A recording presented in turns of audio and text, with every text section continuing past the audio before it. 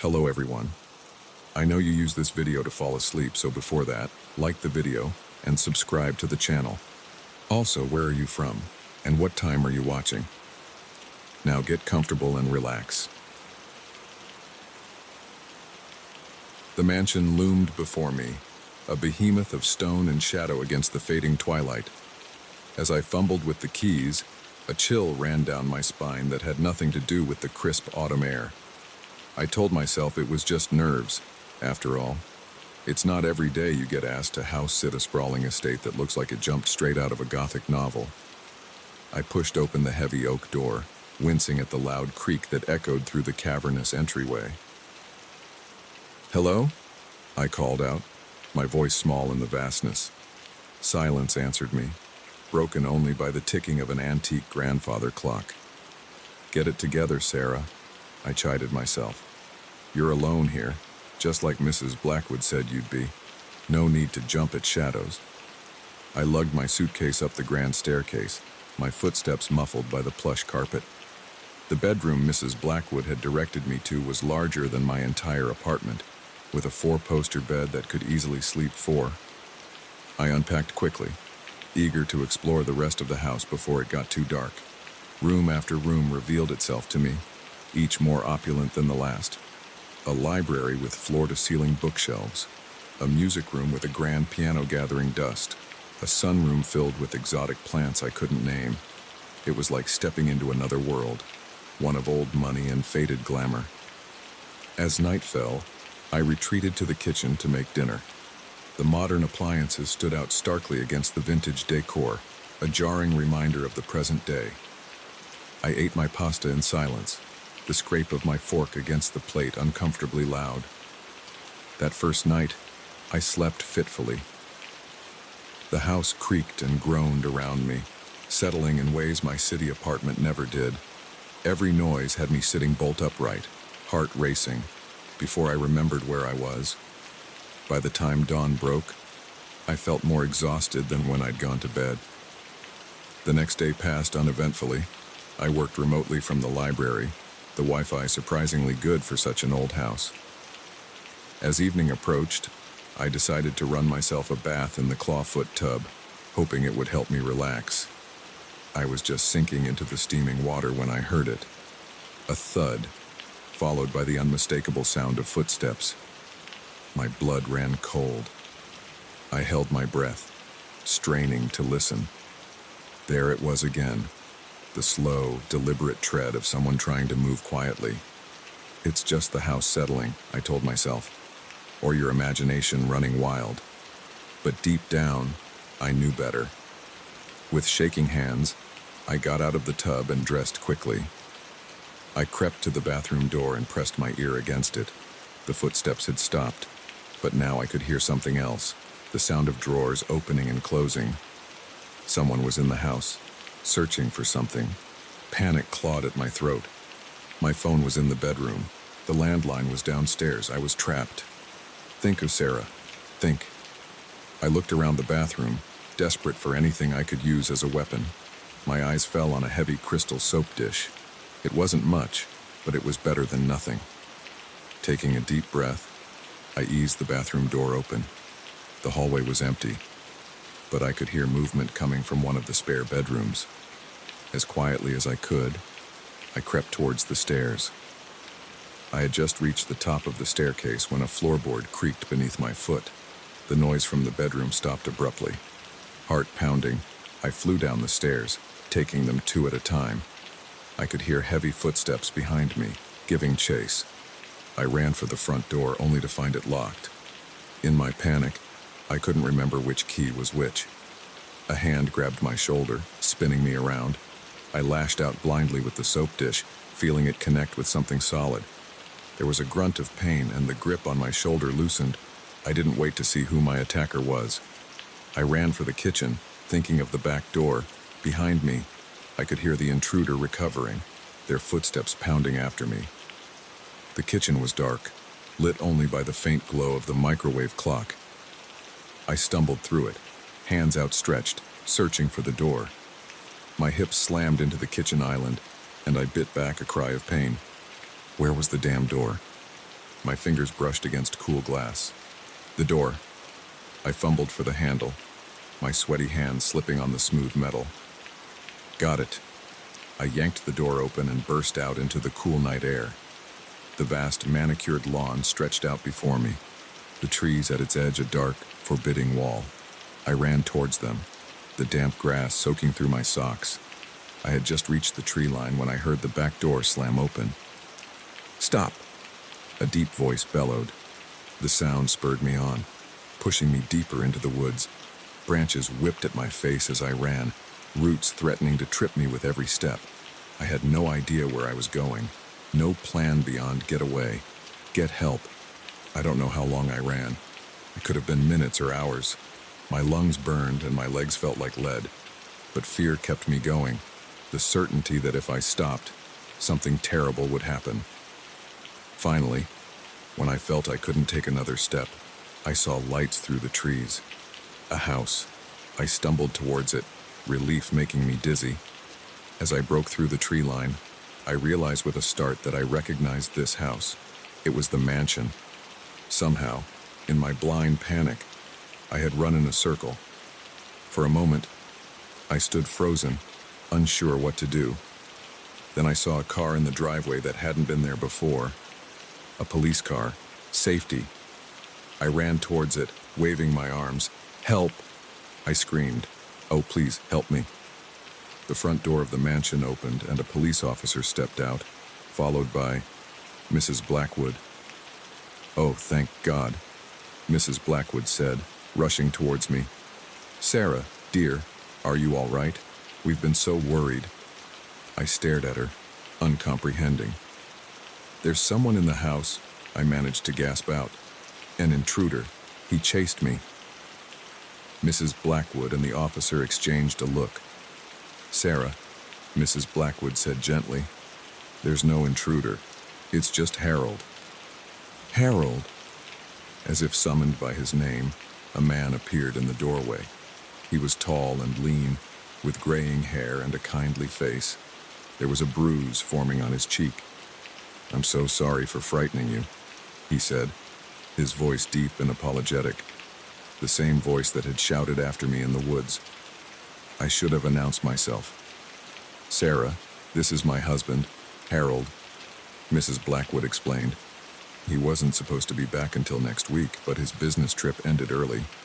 He came home to surprise me, not realizing I had asked you to house sit." The adrenaline that had been keeping me going suddenly evaporated, leaving me lightheaded. But the noises, the searching. Harold looked sheepish. I was looking for my reading glasses. I didn't want to wake you, so I was trying to be quiet. When I heard you run, I tried to explain, but he gestured to his bruised cheek. "You have quite an arm." I felt my face burn with embarrassment. "I'm so sorry," I stammered. I didn't know." No, it's my fault entirely," Harold insisted. "I should have called ahead, or at least turned on some lights." Mrs. Blackwood put an arm around my shoulders. "Come inside, dear. You're shaking like a leaf. Let's get you warmed up, and we'll sort this all out." As we walked back to the house, the police officer following behind, I couldn't help but laugh. All that terror, all that running, and it had been a simple misunderstanding. But later that night, as I lay in bed listening to the Blackwoods move about the house, a small part of me wondered, what if it hadn't been Harold? What if it had been a real intruder? I pulled the covers up higher, suddenly aware of just how big and empty the mansion was, and how many places there were for someone, or something, to hide. Sleep was a long time coming that night. The first rays of sunlight had just begun to pierce through the dense canopy when I realized I was hopelessly lost. What was supposed to be a rejuvenating solo hike through the Cascade Mountains had turned into a nightmare, and I was about to stumble into something far worse than I could have imagined. I've always prided myself on my outdoorsman skills. Growing up in the Pacific Northwest, I spent more time in the woods than I did in my own backyard. But as I stood there, my worn hiking boots sinking slightly into the damp earth, I felt a chill that had nothing to do with the crisp mountain air. The trail I'd been following for the past 2 days had gradually become less defined, until it disappeared altogether. I'd pushed on, confident in my ability to navigate by the sun and my trusty compass. But now, surrounded by towering pines and jagged rocks, everything looked the same. I took a deep breath, trying to quell the panic rising in my chest. "Stay calm, Jake," I muttered to myself. "Panic is the enemy." I decided to climb to higher ground, hoping to spot a landmark, or maybe even catch a glimpse of the highway in the distance. The climb was steep, and my muscles protested with every step. I was rationing my water, unsure of when I'd find a stream to refill my bottles. As I neared the top of the ridge, I heard something that made me freeze mid-step. Voices, human voices. Relief washed over me. Other hikers. Maybe they could help me get my bearings. I quickened my pace, ignoring the burning in my thighs. But as I got closer, the voices became clearer, and my relief turned to unease. These weren't the cheerful tones of fellow hikers enjoying nature. The voices were low, angry, and punctuated by the occasional sound of metal clanging against metal. I slowed down, moving as quietly as I could. Years of hunting with my dad had taught me how to move through the forest without making a sound. I crouched behind a large boulder, peering around it cautiously. What I saw made my blood run cold. In a small clearing about 50 yards away, I could see 3 men. They were rough-looking, with unkempt beards and dirty clothes. But it wasn't their appearance that sent a jolt of fear through me. It was what they were doing. The men were gathered around what looked like a makeshift lab. Plastic containers, tubing, and propane tanks were scattered around. One of the men was carefully measuring out a white powder, while another stirred a bubbling pot over a portable stove. I didn't need to be a chemist to know what I was looking at. This was a meth lab, hidden deep in the wilderness where no one was likely to stumble upon it. Except I had. I held my breath, not daring to move a muscle. These men were dangerous. That much was clear. If they caught me, I doubted they'd simply let me go on my way. "Damn it, Tony," one of the men suddenly shouted, making me flinch. "I told you to watch the temperature. You're gonna ruin the whole batch." "Screw you, Mike," the man stirring the pot shot back. "I know what I'm doing." "Both of you shut up," the third man growled. He seemed to be the leader. "We don't need any noise carrying. Last thing we need is some ranger stumbling on us." If only they knew how close they were to the truth. I knew I needed to get out of there, and fast. But which way? I was lost to begin with. And now I had to factor in avoiding these criminals. One wrong move, one snapped twig, and I could be discovered. Slowly, carefully, I began to back away from my hiding spot. My heart was pounding so loudly I was sure they must be able to hear it. Crack. The sound of a branch breaking under my foot was like a gunshot in the quiet forest. I froze, my whole body tensing. "What was that?" one of the men said sharply. "Probably just a deer," another replied, but he didn't sound convinced. "Check it out," the leader commanded. Could be a bear, attracted by the smell. I heard footsteps coming in my direction. Panic overtook me and I ran. I no longer cared about being quiet. All that mattered was putting as much distance between myself and those men as possible. Behind me, I heard shouts of alarm. They had spotted me. I ran like I'd never run before, crashing through underbrush, leaping over fallen logs. Branches whipped at my face, leaving stinging cuts. But I didn't slow down. I could hear them pursuing me, their heavy footfalls and angry shouts spurring me on. I had no idea where I was going. My only thought was to keep moving, to not let them catch me. My lungs burned, and my legs felt like they were on fire, but fear kept me going. Suddenly, the ground disappeared from under my feet. I had run right off the edge of a steep incline. I tumbled down the slope, my world becoming a dizzying blur of earth and sky. I came to a stop at the bottom, the breath knocked out of me. For a moment, I lay there, dazed and gasping for air. Then I heard the voices again, closer now. Ignoring the pain radiating through my body, I forced myself to my feet and started running again. The forest seemed to close in around me, the trees becoming a green blur as I ran. I had no idea how long I'd been running or how far I'd gone. My throat was raw, my mouth dry as dust, but still, I pushed on. Just when I thought I couldn't take another step, I burst out of the tree line and onto a road, an actual paved road. I could have cried with relief, but I wasn't safe yet. I could still hear shouts in the distance. They were still after me. I looked up and down the road, praying to see a car, a truck, anything. But it was deserted, left with no other choice. I started running down the road. It had to lead somewhere, right? To civilization, to safety. I don't know how long I ran along that road. Time seemed to lose all meaning. My whole world narrowed down to the rhythmic pounding of my feet on the asphalt and the burning in my lungs. And then, like a mirage in the desert, I saw it. A gas station. Never in my life had I been so happy to see one of those garish neon signs. I staggered into the parking lot, startling an old man filling up his pickup truck. "Please," I gasped out, my voice hoarse. "I need help. Call the police." The man took one look at me, wild-eyed, covered in cuts and bruises, gasping for breath, and hurried into the store. Moments later, he came back out with the clerk, who was already on the phone with 911. As I sank to the ground, my legs finally giving out, I heard the clerk describing my condition to the dispatcher. The old man draped his jacket over my shoulders, murmuring words of comfort. It wasn't until I heard the wail of approaching sirens that I finally allowed myself to relax. I was safe. I had made it. The aftermath was a blur of police statements and medical checks. I told the authorities everything I had seen, and they assured me they would investigate.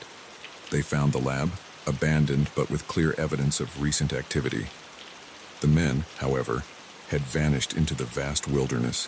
It took me a long time to feel comfortable in the woods again after that. The forest, once my sanctuary, had become a place of terror.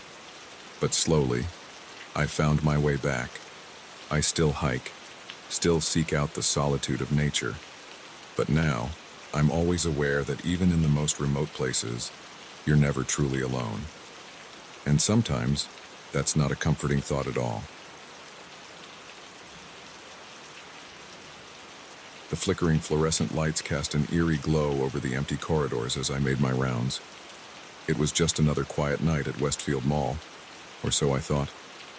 Little did I know that in a matter of hours, I'd be fighting for my life against an unseen enemy in a place I once considered mundane. My name's Mike, and I've been the night security guard at Westfield for the past 3 years. It's usually a boring job. Walk around, check the locks, make sure no one's trying to camp out in the food court overnight. But that night was different. It started like any other shift. I arrived at 10 p.m., just as the last of the cleaning crew was leaving. I nodded to Janice, the elderly woman who always stayed late to make sure the floors were spotless. "All quiet tonight, Mike," she said with a smile. "See you tomorrow." If only she knew.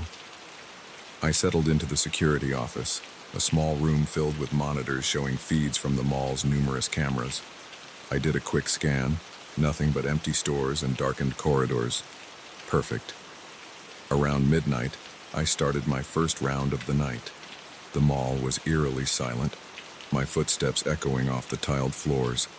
I'd never tell anyone, but these walks always gave me the creeps. Something about the mannequins in the store windows, their blank faces seeming to follow me as I passed. I was on the second floor, passing by the large fountain in the center atrium, when I heard it. A faint noise, like metal scraping against metal. I froze, straining my ears. There it was again. "Hello?" I called out, my voice sounding unnaturally loud in the empty space. No response. I pulled out my flashlight, sweeping its beam across the darkened stores. Nothing seemed out of place. "Must be the old pipes," I muttered to myself, trying to shake off the uneasy feeling creeping up my spine. I continued my round, but now I was on high alert. Every shadow seemed deeper, every noise amplified. By the time I made it back to the security office, my nerves were frayed. I sank into my chair, eyes scanning the monitors. Everything looked normal, but I couldn't shake the feeling that something was off. That's when I saw it, a shadow, moving quickly across one of the screens. I leaned in, heart racing. It was gone as quickly as it appeared, leaving me wondering if I'd imagined it. I rewound the footage, watching carefully. There, in the corner of the screen, a figure darted past, too fast to make out clearly. My mouth went dry. Someone was in the mall. I grabbed my radio, ready to call for backup, but hesitated. What if I was overreacting? I didn't want to be the guard who called the cops over a trick of the light. I decided to investigate myself first, armed with my flashlight and a heavy wrench I kept in the office for emergencies. I ventured out into the mall. The corridors seemed different now, menacing. Every storefront could be hiding an intruder, every shadow concealing a threat. I moved cautiously, ears straining for any sound out of place. As I rounded a corner near the electronics store, I heard it again. That scraping sound, louder this time. It was coming from inside the store. I approached slowly, flashlight beam trembling slightly. The store's security gate was intact, but as I got closer, I could see it wasn't fully closed. There was a gap at the bottom, just big enough for someone to squeeze under. My heart was pounding so hard I could feel it in my throat. I should go back, call the police. But curiosity and a misplaced sense of duty pushed me forward. I ducked under the gate, wincing at the noise it made. The store was pitch black, the displays of TVs and computers looming like silent sentinels. My flashlight beam seemed pathetically small in the darkness. "Security," I called out, trying to keep my voice steady. "Show yourself." Silence.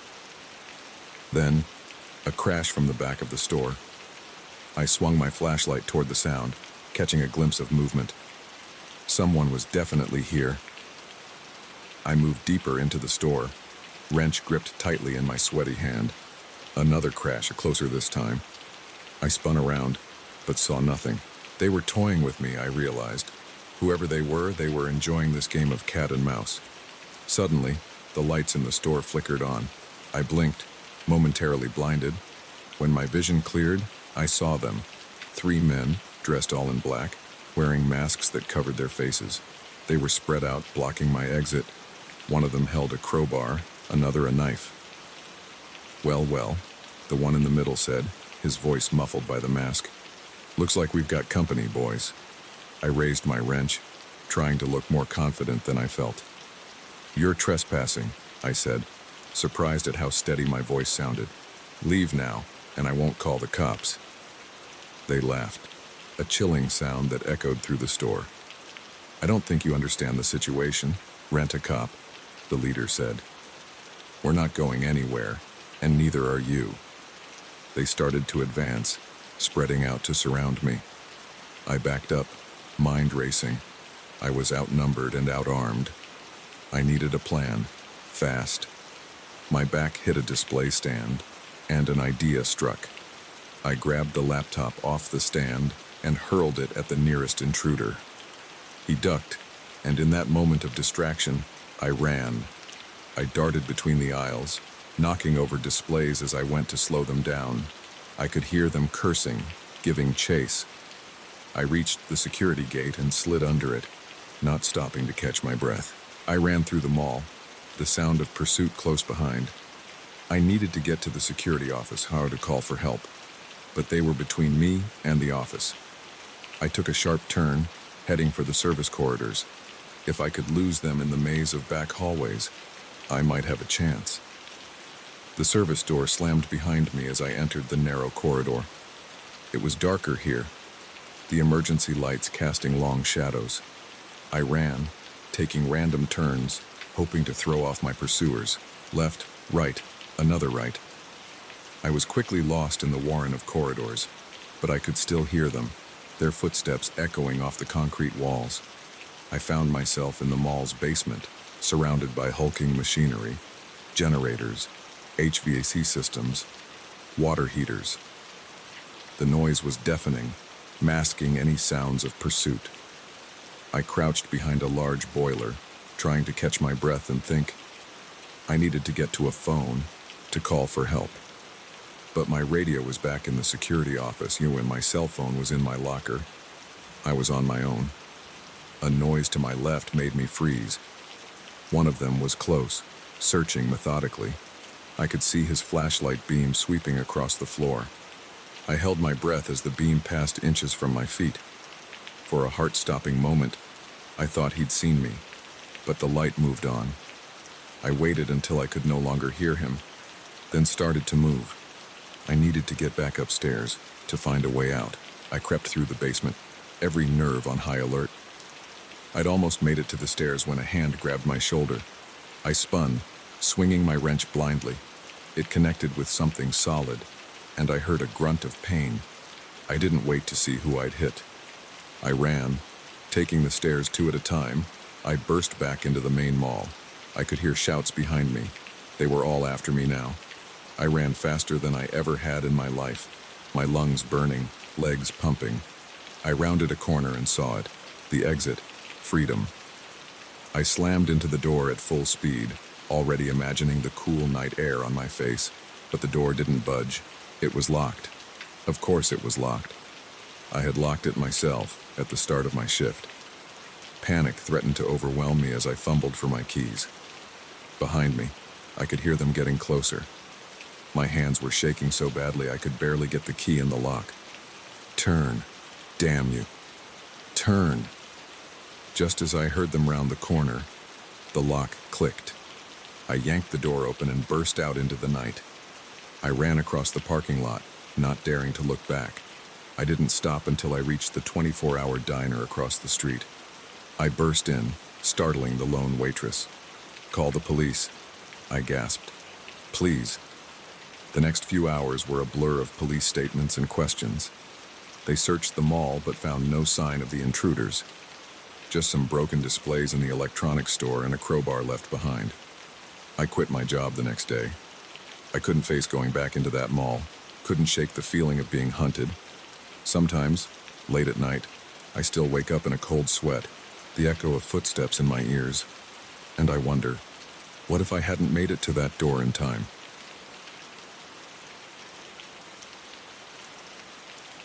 The crackling of our campfire did little to mask the eerie silence that had fallen over the forest. What had started as a peaceful getaway for me and Sarah had turned into a nightmare. As I stared into the darkness beyond our small circle of light, I couldn't shake the feeling that we were being watched.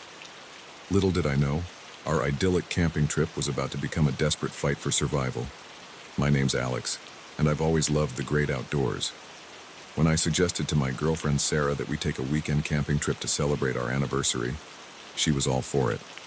We picked a spot deep in the Ozarks, far from the usual tourist trails. We wanted solitude, a chance to reconnect with nature and each other. Be careful what you wish for, I guess. The first day was perfect. We hiked through lush forests, the canopy above us alive with birdsong. We set up our tent in a small clearing near a bubbling stream, the sound of the water a soothing backdrop to our quiet conversation. As night fell, we sat by our campfire, roasting marshmallows and pointing out constellations in the clear sky above. It was on the second day that things started to feel off. We were exploring a nearby ridge when Sarah stopped suddenly. "Did you hear that?" she asked, her voice tight with tension. I listened but heard nothing beyond the usual forest sounds. "Hear what?"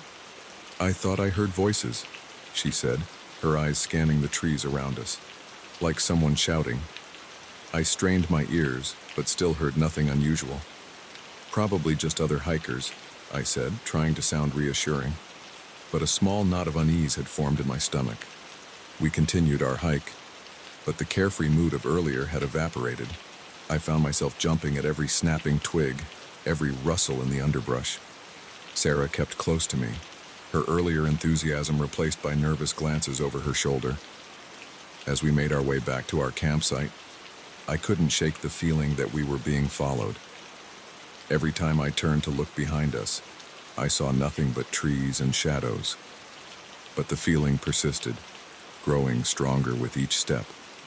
We reached our clearing just as the sun was setting, painting the sky in brilliant shades of orange and pink. But even the beautiful sunset couldn't dispel the unease that had settled over us. "Maybe we should pack up and head back," Sarah suggested as we prepared dinner. "I've got a bad feeling about this place." I was tempted to agree, but my pride got in the way. "Let's stick it out one more night," I said. "It's probably just our imaginations running wild. We came out here for an adventure, right?" Sarah nodded, but I could see she wasn't convinced. Neither was I, if I'm being honest. As darkness fell, we huddled close to our campfire, the flames casting flickering shadows on the surrounding trees. We spoke in hushed tones, as if afraid of being overheard. Every snapping twig, every rustle of leaves had us on edge. It was just after midnight when we heard it, a long, low whistle, followed by an answering call from the other side of our clearing. Sarah grabbed my arm, her fingers digging into my skin. "Alex," she whispered, her voice trembling, "there's someone out there." Before I could respond, a figure stepped into the edge of our firelight, a man, tall and lean, with a scraggly beard and clothes that had seen better days. He was holding a hunting rifle. "Well, well," he said, his voice rough. "Looks like we've got company, boys." As if on cue, more men emerged from the darkness. I counted 5 in total, all armed, all looking at us with a mixture of curiosity and something darker, more predatory. I stood up slowly, pulling Sarah with me. "We don't want any trouble," I said, trying to keep my voice steady. "We're just camping. We'll pack up and leave right now if you want." The first man, clearly the leader, laughed. It was not a pleasant sound. "Oh, you're not going anywhere," he said. "See, we've got ourselves a little operation out here, and we can't have you two running off and telling anyone about it." My mind raced. What kind of operation could they be running out here in the middle of nowhere? Then it clicked. Drugs. We must have stumbled too close to their setup. "We haven't seen anything," Sarah said, her voice high with fear. "We don't even know where we are exactly. Please, just let us go." The leader pretended to consider this for a moment, then shook his head. "Can't take that risk, sweetheart. No, I'm afraid you'll be staying with us for a while." The other men started to move closer, forming a tight circle around us. I looked around desperately for a way out, but we were completely surrounded. That's when I saw it. A flash of metal in the firelight. One of the men had pulled out a length of rope. In that moment, survival instinct took over. I grabbed a burning log from the fire and hurled it at the nearest man. He yelled in pain and surprise as embers scattered across his chest. "Run!" I shouted at Sarah, pushing her towards the darkest part of the forest. We took off, crashing through the underbrush. Behind us, I could hear shouts of anger and the sound of pursuit. My heart was pounding so hard I thought it might burst out of my chest. We ran blindly through the dark forest, branches whipping at our faces, roots threatening to trip us with every step. I had no idea where we were going, only that we needed to put as much distance between us and those men as possible. Sarah stumbled, and I caught her before she could fall. "Keep going," I gasped, pulling her along. "We can't stop." The sound of our pursuers seemed to be getting closer. They knew these woods better than we did, and they were gaining on us. Just when I thought we couldn't run any further, we burst out of the tree line and found ourselves at the edge of a steep ravine. The stream we had camped near had carved a deep gully into the earth, the water now a rushing torrent far below us. "What do we do?" Sarah cried, her eyes wild with fear. I looked back at the forest, saw flashlight beams dancing between the trees. They were almost upon us. "We have to jump," I said, gesturing to the other side of the ravine. It wasn't too wide, maybe 10 feet across. We could make it. We had to make it. Sarah looked at me like I was crazy, but the sound of voices growing nearer made up her mind. She nodded. "On 3, I said, gripping her hand tightly. 1, 2. 3. We leaped together, the ground disappearing beneath our feet. For a heart-stopping moment, we were suspended in the air, the roar of the water below us drowning out everything else. Then we hit the other side, rolling to break our fall. Pain shot through my ankle, but adrenaline kept me moving. I pulled Sarah to her feet, and we staggered into the cover of the trees on this side of the ravine. Behind us, I heard shouts of frustration. They had reached the ravine, but it had bought us precious time. We kept moving, pushing our exhausted bodies to their limits. The rest of the night passed in a blur of fear and desperate flight. Every sound had us freezing in terror, certain we were about to be discovered. As the first light of dawn began to filter through the trees, we finally heard what we had been praying for, the distant sound of traffic. We had reached a road. Stumbling out of the forest, we flagged down the first car we saw, an old pickup truck driven by an elderly farmer. The look on his face when he saw us, dirty, bleeding, wild-eyed with fear, must have been something to behold. We babbled out our story as he drove us to the nearest police station. The authorities took our statement and sent out search parties, but they never found any trace of the men or their operation. Maybe they had cleared out, knowing we would bring the law down on them. It took a long time for the nightmares to stop, for us to feel safe again. Sarah and I are still together, stronger for having survived that night, but we don't go camping anymore. Some scars run too deep. Some fears are too primal to ever fully shake off. Sometimes, when I'm lying awake at night, I can still hear those whistles echoing through the trees, still feel the terror of being hunted, and I wonder about those dark forests, about what other secrets they might be hiding, waiting to be stumbled upon by unsuspecting campers looking for a peaceful getaway.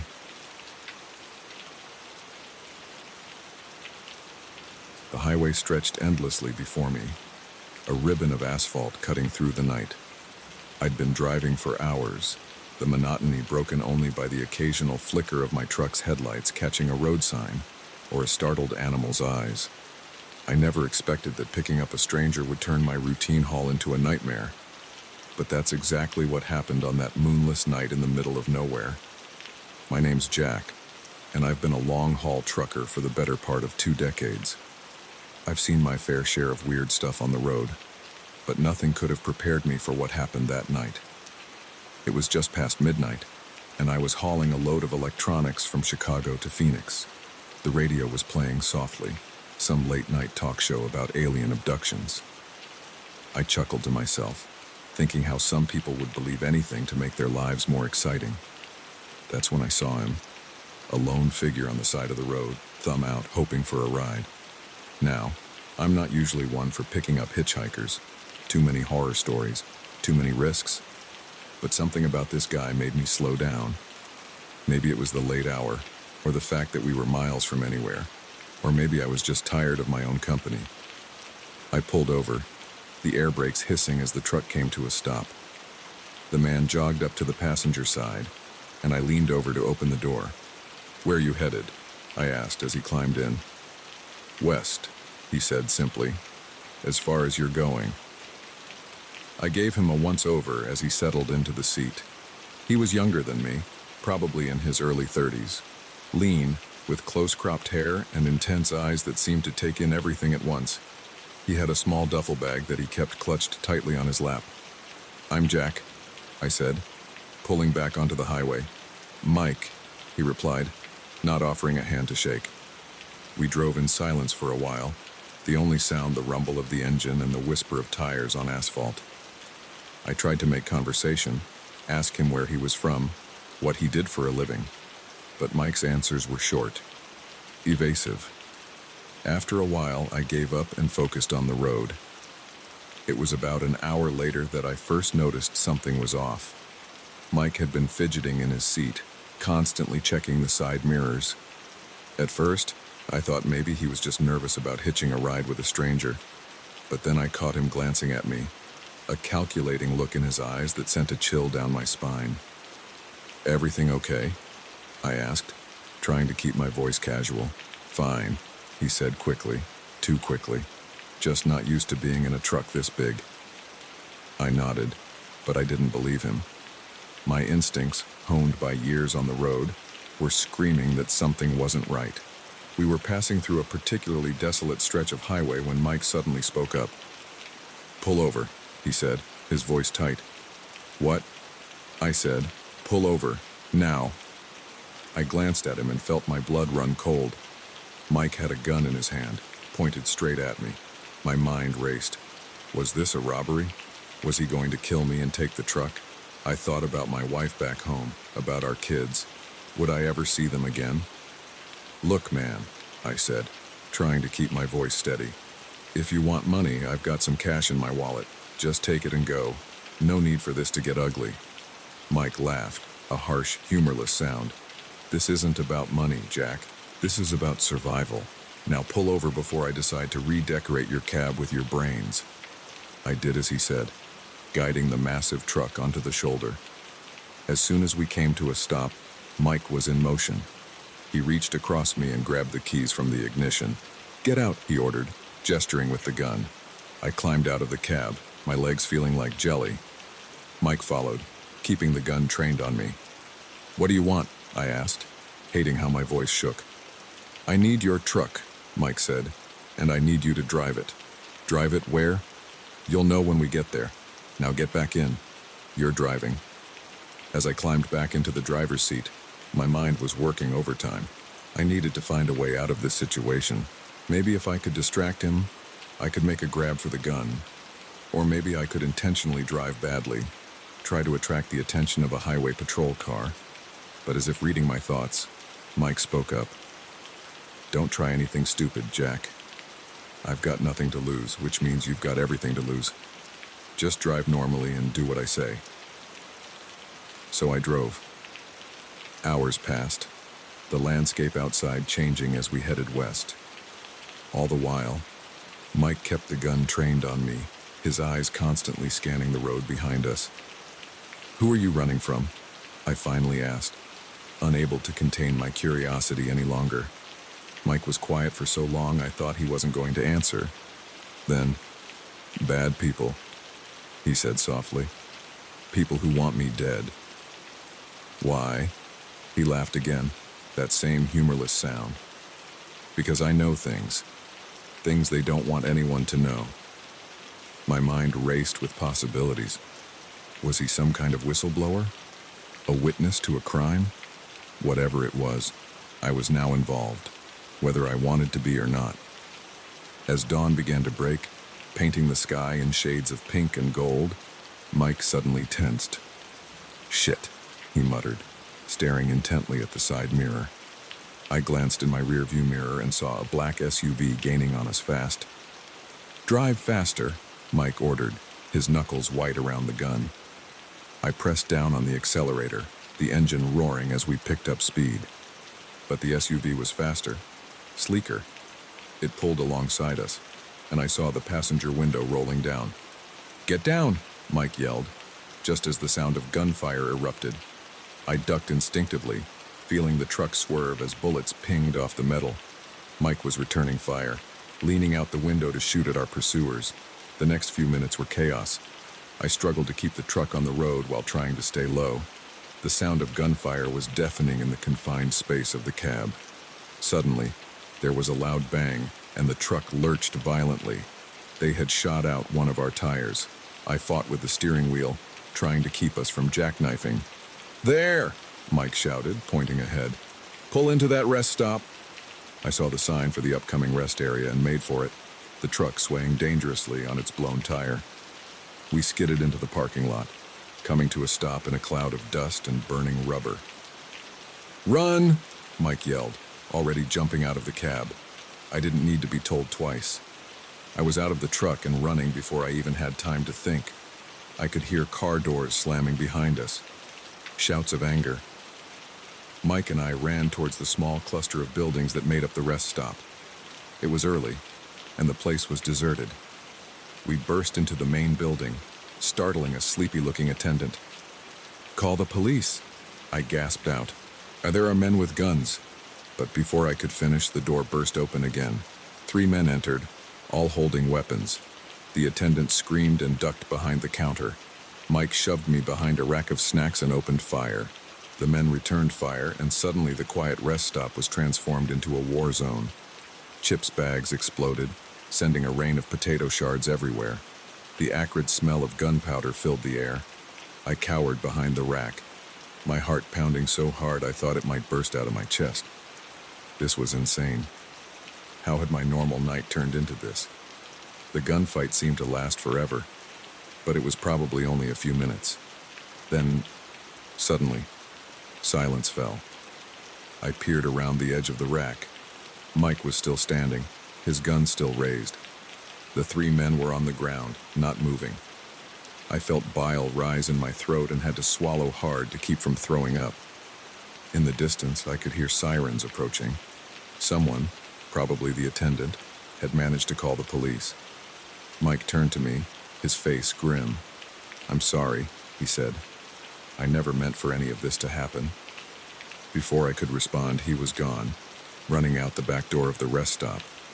I thought about following him, but my legs wouldn't move. I just sat there, surrounded by the debris of the gunfight, waiting for the police to arrive. The aftermath was a blur of police statements and questions. I told them everything, about picking up Mike, about the chase and the shootout. They seemed skeptical at first, but the evidence backed up my story. It turned out Mike was indeed a whistleblower, set to testify against a powerful crime syndicate. The men chasing us were hitmen sent to silence him. Mike was never found, having vanished into the desert. As for me, I was cleared of any wrongdoing. But the experience changed me. I still drive my routes, still haul my loads across the country. But I'm more cautious now, more aware of the darkness that can lurk behind a friendly face, and I never, ever pick up hitchhikers anymore.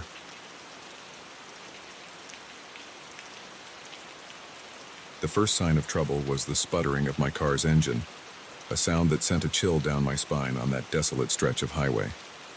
As the vehicle lurched to a stop, I had no idea that this breakdown would be the beginning of a nightmarish encounter that would test my will to survive. Sometimes, the most terrifying monsters aren't the ones in our imagination, but the ones masquerading as good Samaritans. My name is Emily, and I've always prided myself on being independent and resourceful. But on that fateful night, those qualities would be pushed to their limits. I was on my way back from a job interview in the next state over. It was a long drive, but I was riding the high of what I felt was a successful meeting. The sun had set hours ago, and the highway had thinned out to just the occasional passing truck. I was tired, but determined to make it home. That's when my trusty old sedan decided it had had enough.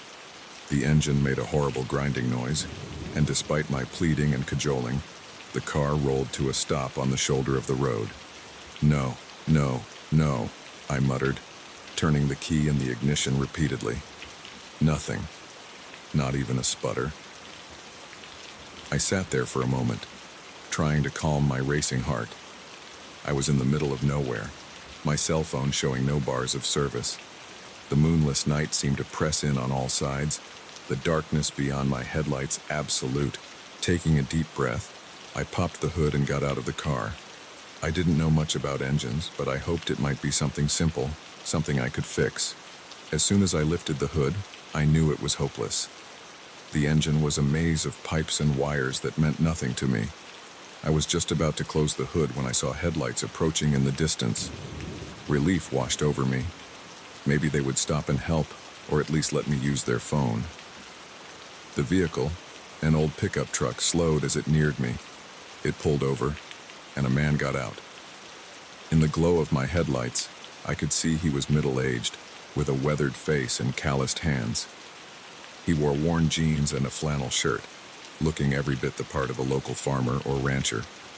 "Car trouble," he called out, walking towards me. "Yeah," I replied, trying to keep the nervousness out of my voice. "It just died on me. I don't suppose you know anything about engines?" He chuckled. "I might know a thing or two. Mind if I take a look?" I stepped aside, allowing him to peer into the engine compartment. He poked around for a few minutes, making thoughtful noises. "Well, looks like your timing belt's shot," he finally said. "Not something we can fix out here, I'm afraid." My heart sank. I don't suppose you have a cell phone I could borrow?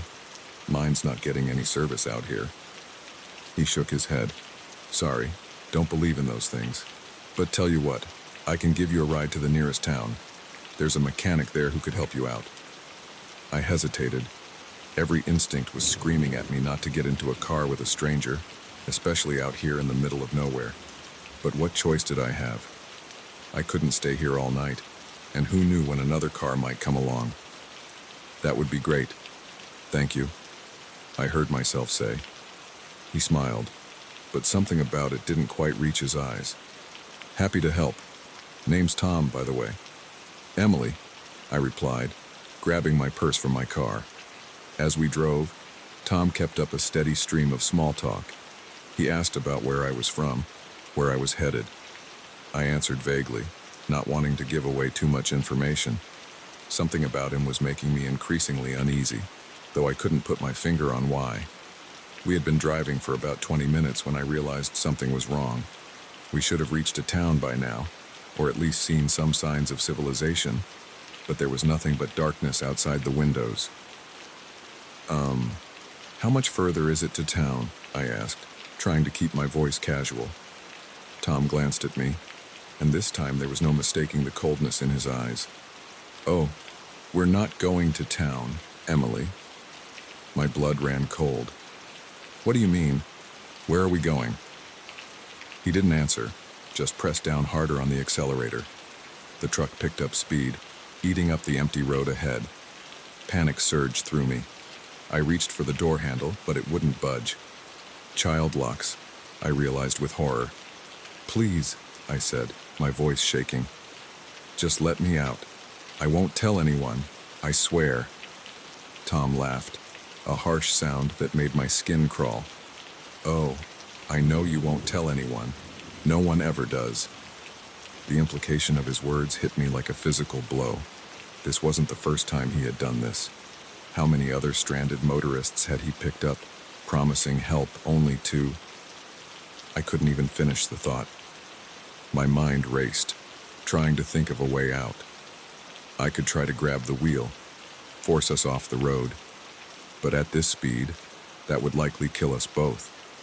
I could try to reason with him, appeal to his humanity, but the cold gleam in his eyes told me that was a lost cause. As we sped through the night, Tom started talking again, but this time, his words chilled me to the bone. You know, Emily, you really shouldn't trust strangers, he said, his tone conversational, as if we were discussing the weather. Bad things happen to girls who aren't careful, but don't worry, it'll all be over soon. I felt tears welling up in my eyes, but I forced them back. I refused to give him the satisfaction of seeing me cry. Suddenly, an idea struck me. It was risky, potentially fatal, but it was the only chance I had. I started coughing violently, doubling over in my seat. What the hell? Tom said, glancing over at me.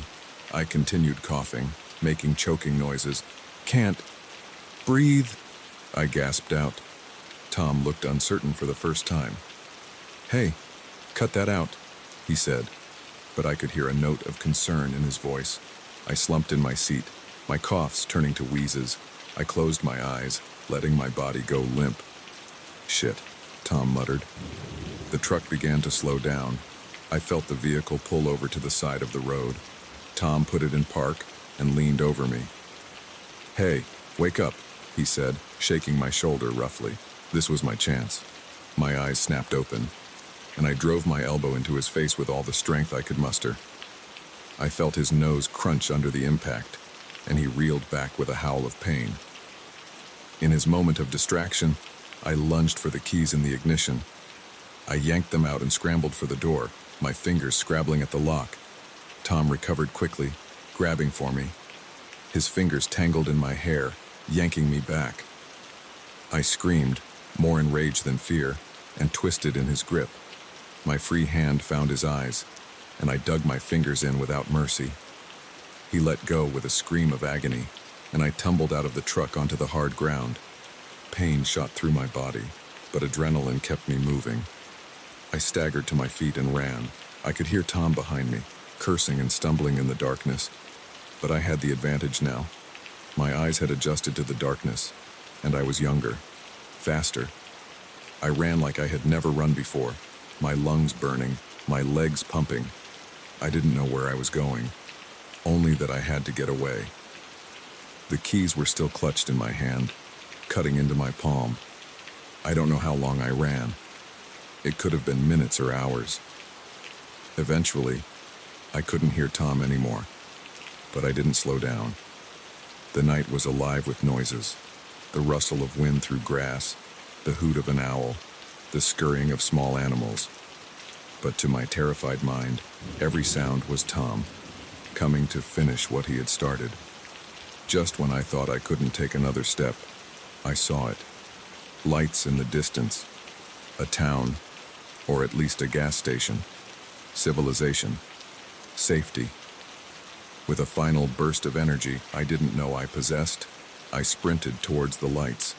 As I got closer, I could make out the shape of a small gas station, a lone beacon in the darkness.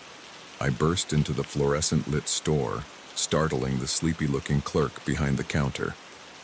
"Please," I gasped out, "call the police. There's a man. He tried to—" I couldn't finish the sentence. The adrenaline that had kept me going suddenly drained away, leaving me shaky and weak. My legs gave out, and I sank to the floor, the events of the night finally catching up with me. The clerk, to his credit, didn't hesitate. He grabbed the phone and dialed 911 while keeping a wary eye on the door. The police arrived quickly, their flashing lights a welcome sight. I told them everything, describing Tom and his truck in as much detail as I could remember. They found him a few hours later, trying to fix his truck on the side of the road. The keys I had taken were the only copy he had. In his truck, they found evidence linking him to several unsolved disappearances in the area. As for me, I was lucky. Apart from some cuts and bruises, I was physically unharmed. The mental scars took longer to heal.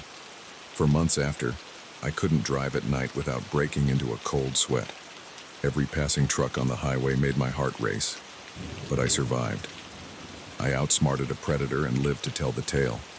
And if my story can serve as a warning to others, to trust their instincts and be cautious, then maybe some good can come from that terrifying night.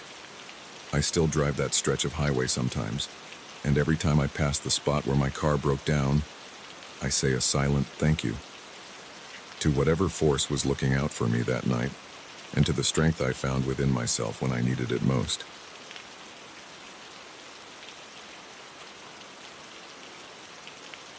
The crumbling facade of the abandoned Millbrook factory loomed before us, its broken windows staring down like hollow eyes. We were just a group of friends looking for a thrill, urban explorers seeking the perfect spot for some cool photos. Little did we know, we were about to stumble into a nightmare that would test our will to survive and change us forever. My name's Jake, and I've always been fascinated by abandoned places. There's something haunting yet beautiful about a building left to decay, nature slowly reclaiming what man has discarded. So when my friends and I heard about the old Millbrook factory on the outskirts of town, we knew we had to check it out. There were 5 of us that day. Me, my best friend Tom, his girlfriend Sarah, and our friends Mike and Lizzie. We'd done this kind of thing before, but never in a place quite this big or isolated. As we approached the factory, I felt a familiar mix of excitement and apprehension. The chain-link fence surrounding the property was rusted and bent, easy enough to slip through. We made our way across the overgrown parking lot, our footsteps crunching on broken glass and gravel. "This place is creepy as hell," Lizzie whispered, her camera already out and snapping pictures. "That's the point, isn't it?" Mike grinned, but I could see he was a bit on edge too. We found a side door that was hanging off its hinges and slipped inside. The interior was dark and musty, years of dust and decay filling our nostrils. Beams of sunlight streamed through holes in the roof, illuminating dancing motes of dust. "Let's split up," Tom suggested. "We'll cover more ground that way." I wasn't too keen on the idea. but everyone else seemed excited about it. We agreed to meet back at the entrance in an hour and set off in different directions. I made my way deeper into the factory, my flashlight beam cutting through the gloom. The place was a maze of rusted machinery and collapsed shelving. Every step echoed ominously, and more than once I spooked myself with my own reflection in a grimy window. I was in what looked like an old office area when I heard it. A shuffle of movement, too heavy to be a rat or other small animal. I froze, my heart suddenly pounding. "Guys?" I called out, my voice sounding small in the vast space. No answer. I turned slowly, sweeping my flashlight around the room. Nothing seemed out of place, but I couldn't shake the feeling that I wasn't alone. That's when I saw it. A shadow, moving quickly past a doorway at the end of the hall. It was too big to be any of my friends. Fear gripped me, but curiosity won out. I moved towards the doorway, every nerve on high alert. As I reached the threshold, I heard voices. Low, rough whispers that definitely didn't belong to any of my friends. I peered around the corner and my blood ran cold. In what must have been the factory's main floor, I saw 3 men. They were gathered around a collection of crates, passing packages between them. Even from a distance, I knew what I was seeing. This was a drug deal. I must have made a noise, a gasp or a shifting of my feet, because suddenly one of the men looked up. Our eyes met, and for a moment, time seemed to stand still. Then all hell broke loose. "Hey!" the man shouted, reaching for something at his waist. I didn't wait to see what it was. I turned and ran. I could hear shouts and footsteps behind me as I tore through the factory. My mind was racing. I needed to find my friends, to warn them. We needed to get out of here now. I rounded a corner and slammed right into Tom. We both went down in a tangle of limbs. "Jake, what the hell, man?" Tom groaned, rubbing his head. "No time," I gasped, scrambling to my feet. "We need to go. Now. Where are the others?" The urgency in my voice must have gotten through to him, because he didn't ask any more questions. "Sarah's just down there." He pointed. "I don't know where Mike and Lizzie went." We found Sarah quickly, and I gave them a rushed explanation as we moved. Their eyes widened in fear as they realized the danger we were in. "We need to find Mike and Lizzie," Sarah said, her voice shaking. I nodded, but before we could decide on a plan, we heard a scream. It was Lizzie. We ran towards the sound, caution forgotten in our desperation to reach our friend. We burst into a large room and saw Lizzie backed into a corner, one of the men advancing on her. Mike was on the ground, not moving. Without thinking, I grabbed a piece of rusted pipe from the ground and charged. I caught the man by surprise, swinging the pipe and connecting with his shoulder. He went down with a yell of pain. "Run!" I shouted at Lizzie. She didn't need to be told twice. Tom was checking on Mike. "He's breathing," he reported. "I think he's just knocked out." The man I'd hit was getting to his feet, murder in his eyes. Behind him, I could see his 2 companions entering the room. "You kids picked the wrong place to play explorer," one of them growled. We were trapped. The only exit was behind the men, and they were blocking our path. My mind raced, trying to find a way out of this nightmare. That's when I saw it. A conveyor belt, leading up to a higher level. If we could get up there, maybe we could find another way out. "The belt," I hissed to Tom. "We need to get up there." He nodded, understanding immediately. "On 3, he whispered. 1, 2, 3. We moved as one. Tom and I grabbed Mike under the arms and ran for the conveyor belt. Sarah and Lizzie were right behind us. The men, caught off guard by our sudden movement, took a second to react. But that second was all we needed. We scrambled up the rusted conveyor belt, the sharp edges cutting into our hands. I could hear the men shouting, their footsteps pounding as they gave chase. We reached the upper level and found ourselves in a maze of catwalks and suspended walkways. The factory stretched out below us, a labyrinth of shadows and rusted metal. "Which way?" Sarah panted. I looked around frantically. There! I pointed to a door on the far side of the room. It was marked with a faded exit sign. We ran across the catwalks, the whole structure shaking under our feet. Behind us, I could hear the men climbing up after us. We reached the door and I yanked it open, revealing a rusted fire escape. Without hesitation, we started down. We were about halfway down when I heard a gunshot. The sound echoed through the factory, making us all flinch. "Keep moving," I shouted. We practically fell down the last few flights, our feet clanging on the metal steps. As soon as we hit the ground, we ran. We didn't stop running until we reached Tom's car, parked a few blocks away. We piled in, Mike still groggy but conscious now, and Tom peeled out of there like the devil himself was chasing us. It wasn't until we were miles away, the factory long out of sight, that we finally allowed ourselves to breathe. What just happened?" Lizzie asked, her voice barely above a whisper. I told them everything I had seen about the drug deal and the chase.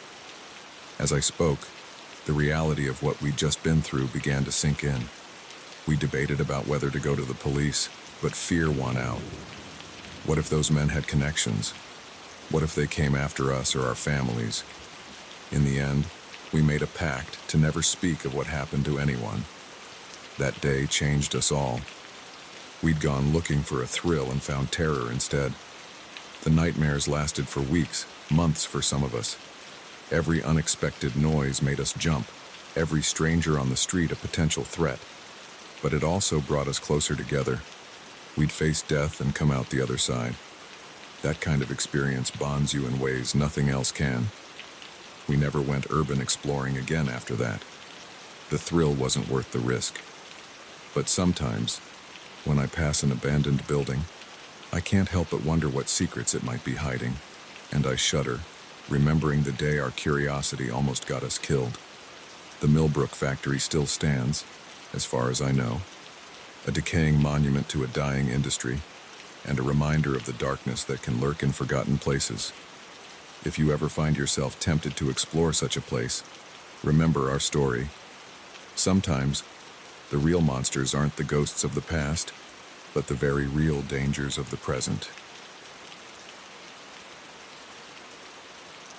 The flickering fluorescent light above me buzzed like an angry insect, casting an eerie glow over the empty corridors. It was just another quiet night at Oak Ridge office complex, or so I thought. Little did I know that in a matter of hours, I'd be fighting for my life, trapped in a place I once considered mundane and safe. My name's Carlos, and I've been the night janitor at Oak Ridge for the past 5 years. It's not a glamorous job, but it pays the bills and lets me work on my novels during the quiet hours. I know every nook and cranny of this place, from the CEO's corner office on the top floor to the musty supply closets in the basement. But on that fateful night, even my intimate knowledge of the building wouldn't be enough to keep me safe. It started like any other shift. I arrived at 10 p.m., just as the last of the workaholics were trudging out to their cars.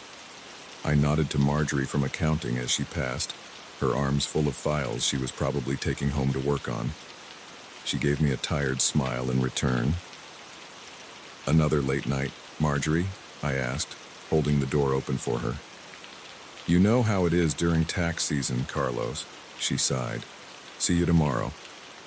If only I'd known those might be the last words we'd ever exchange. I started my rounds on the top floor, working my way down. Vacuum the carpets, empty the trash, wipe down the surfaces. It was mindless work, leaving my imagination free to wander. I was deep in thought about the plot of my latest story when I heard it. A crash, followed by muffled cursing.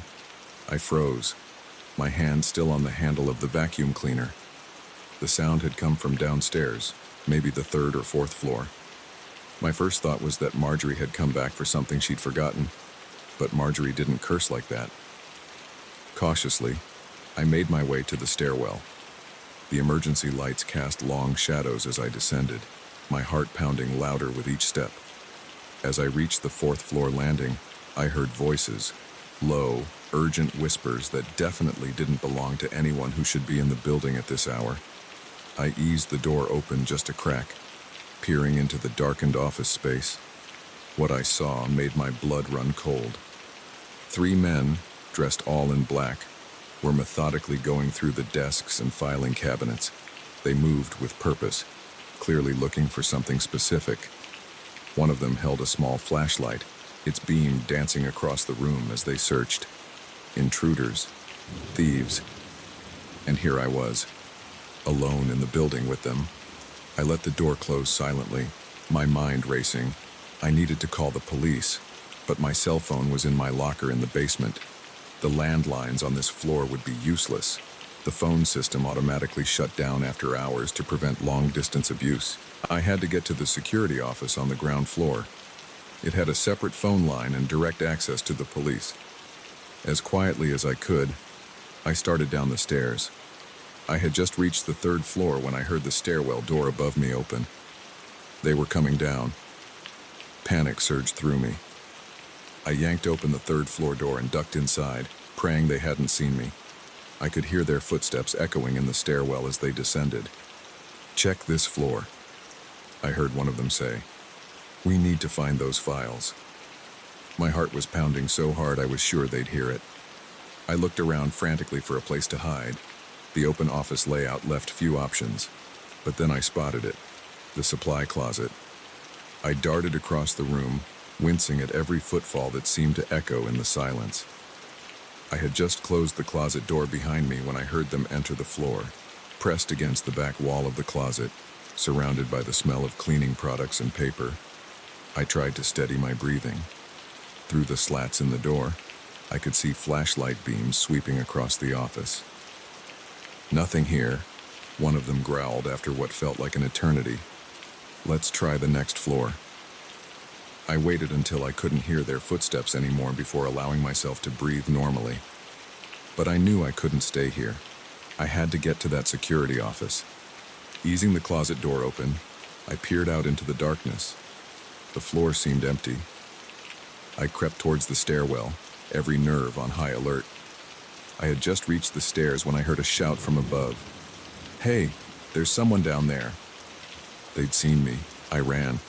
Taking the stairs 2 at a time, I flew down towards the ground floor. I could hear them behind me, their heavy footfalls echoing off the concrete walls. I burst out of the stairwell and into the main lobby. The security office was just across the atrium. I was halfway there when a figure stepped out in front of me. I skidded to a stop, nearly falling in my haste to change direction. The man lunged for me, but years of maneuvering around office furniture with my cleaning cart had made me nimble. I ducked under his grasp and sprinted for the elevators. I jabbed the call button repeatedly, knowing it was useless. The elevators were shut down for the night. But next to the elevators was a door marked "Maintenance." Beyond it, a ladder that led to the roof. I yanked the door open and started climbing, my arms burning with the effort. Above me, I could hear the maintenance door slam open again. They were following me up. I reached the roof access hatch and pushed it open, gulping in the cool night air as I pulled myself up onto the gravel-covered roof.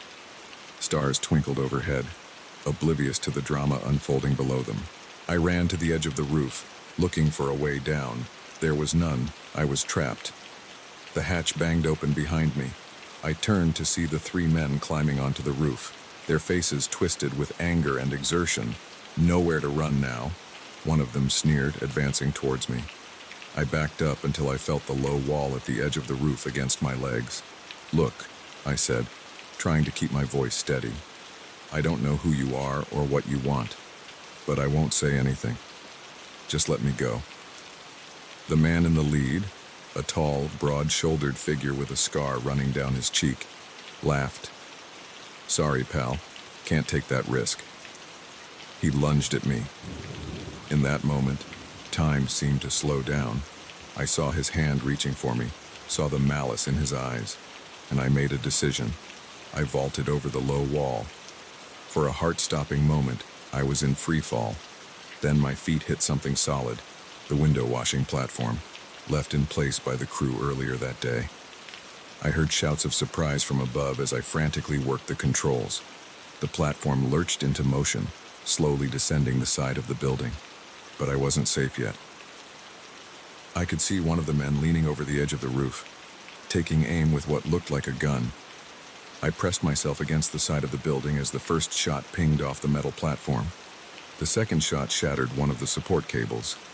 The platform tipped dangerously, and I had to grab onto the railing to keep from falling. I was still 4 stories up, too high to jump. That's when I saw it, a window left open on the 3rd floor. It was a long shot, but it was my only chance. As the platform swung wildly, I timed my move. 1 second, 2, 3, I leapt. For a moment, I thought I'd miscalculated. Then my hands caught the windowsill. Pain shot through my arms as I hauled myself inside, collapsing onto the floor of an empty office. I didn't allow myself a moment to rest. I could hear commotion in the stairwell. They were coming down after me. I ran for the elevators. They were still powered down, but there was an emergency phone inside. I wrenched open the doors and grabbed the phone. 911, what's your emergency? I've never been so glad to hear those words in my life. The next few minutes were a blur. I stayed on the phone with the dispatcher, hidden in the elevator, until I heard the beautiful sound of police sirens approaching. The would-be thieves were caught trying to flee the building. It turned out they were after confidential client information that could have ruined lives if it had fallen into the wrong hands. As I sat in the back of an ambulance, a shock blanket around my shoulders, I watched the men being led away in handcuffs.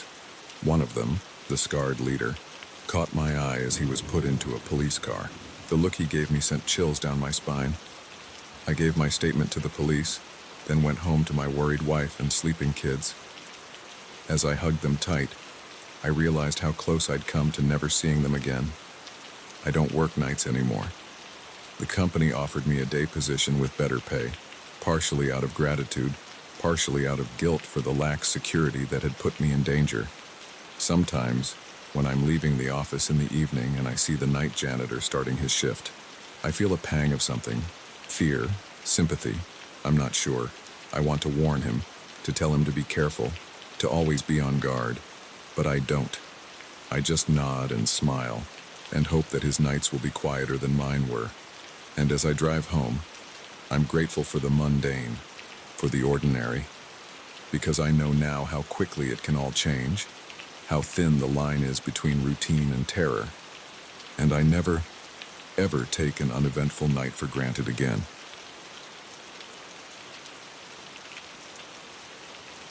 The soft glow of the TV flickered in the darkened living room, casting eerie shadows on the walls.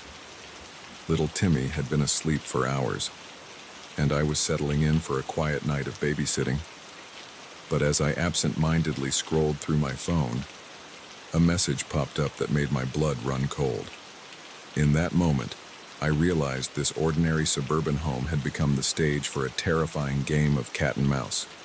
My name's Amy, and I've been babysitting for the Johnsons for about 6 months now. They're good people with a sweet kid, and the gig helps pay for my college textbooks. It was supposed to be just another Friday night job, but it turned into the most horrifying experience of my life.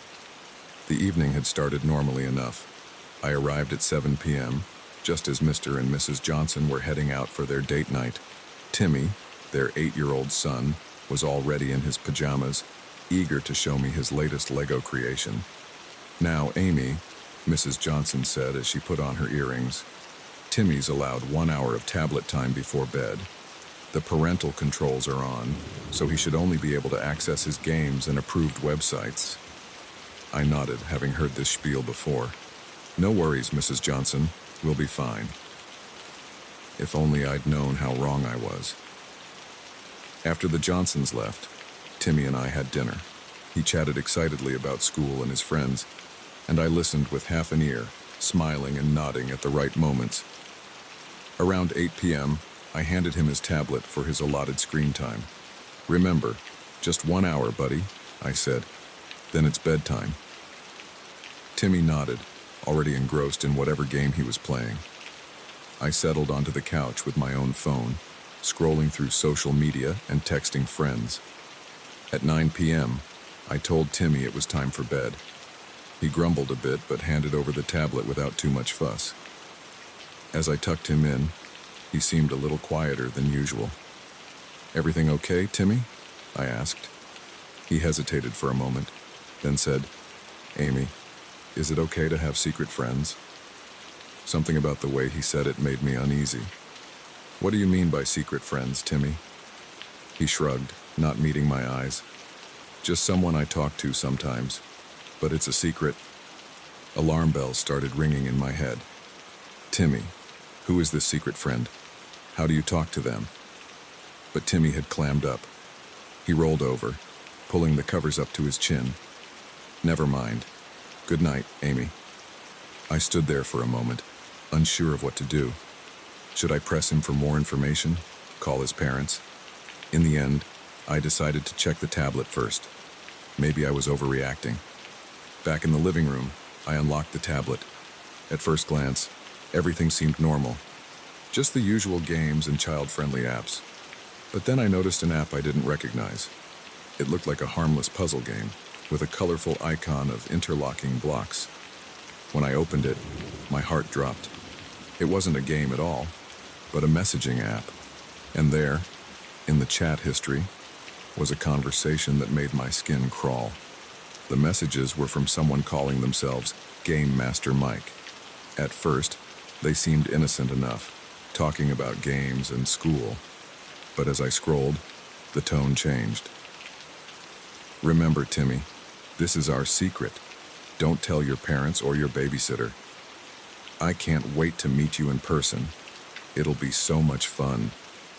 I'll be coming to see you very soon, maybe even tonight." My hands were shaking so badly I nearly dropped the tablet. This wasn't just some online predator grooming a child from afar. This Mike was planning to come here. Tonight. I grabbed my phone, ready to call the police, when a message popped up on the screen. It was from an unknown number. "Hello, Amy. Timmy's asleep now, isn't he? Why don't you let me in so we can surprise him?" Terror washed over me in an icy wave. He was here, outside the house, watching. I ran to the windows, making sure they were all locked. I could see nothing but darkness outside, but I felt exposed, vulnerable. I quickly drew all the curtains. My mind was racing. I needed to call the police, wow, but what if he heard me? What if he decided to break in before help could arrive? Another message pinged on my phone. "Come on, Amy, don't be rude. I've come all this way." I muted my phone, my heart pounding so hard I could feel it in my throat. I had to protect Timmy. I had to think. I crept upstairs, wincing at every creak of the floorboards. Timmy was still asleep, blissfully unaware of the danger. I gently shook him awake. "Timmy," I whispered, trying to keep my voice calm. "We need to play a game. It's called hide and seek, but we have to be very, very quiet. Okay?" Timmy nodded, still half asleep. I led him to his parents' room, to the walk-in closet I knew was there.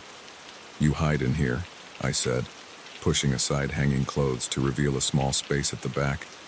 "Don't come out until I come get you, no matter what you hear. Okay? It's very important." Timmy nodded again, his eyes wide. He could sense my fear, I think, even if he didn't understand it. I closed the closet door, then the bedroom door, hoping it would be enough to keep him safe. Back downstairs, I grabbed the largest knife from the kitchen. It felt awkward and heavy in my hand, but it was better than nothing. Another message on my phone. "I'm getting impatient, Amy. Maybe I'll just let myself in."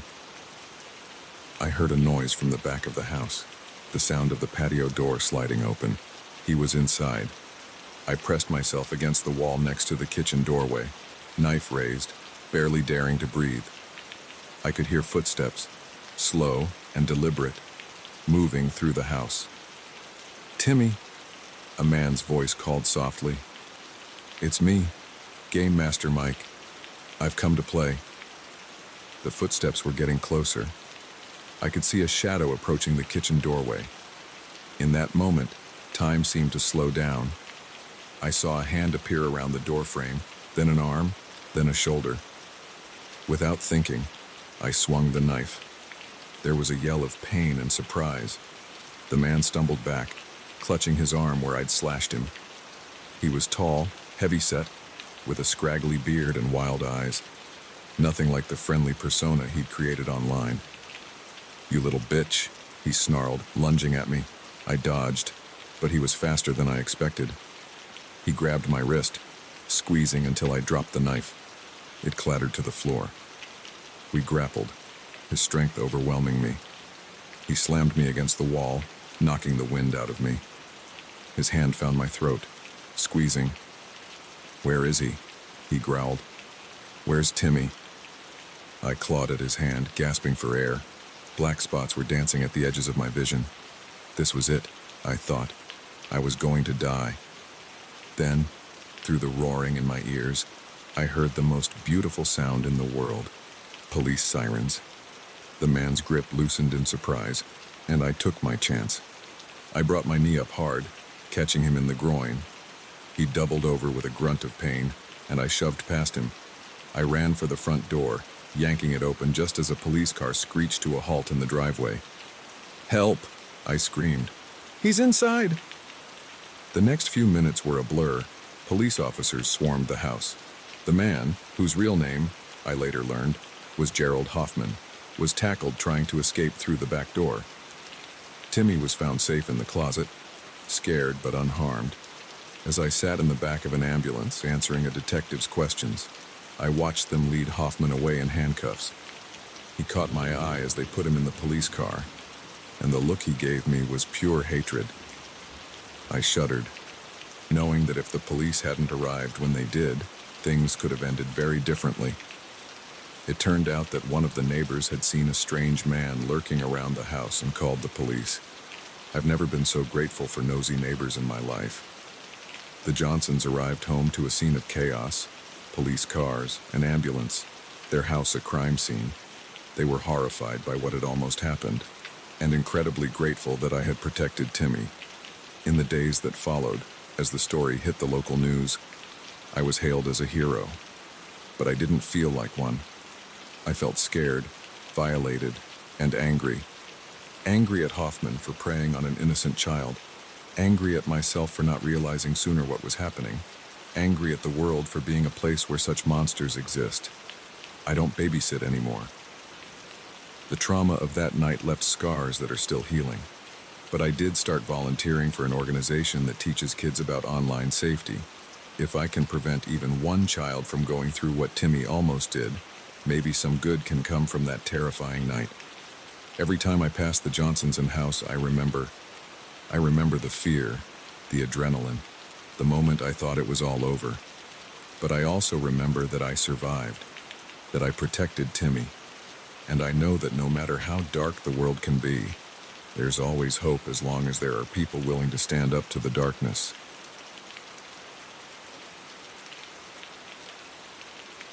The acrid smell of chemicals burned my nostrils as I crouched behind a fallen tree, my heart pounding so hard I was sure it would give away my position.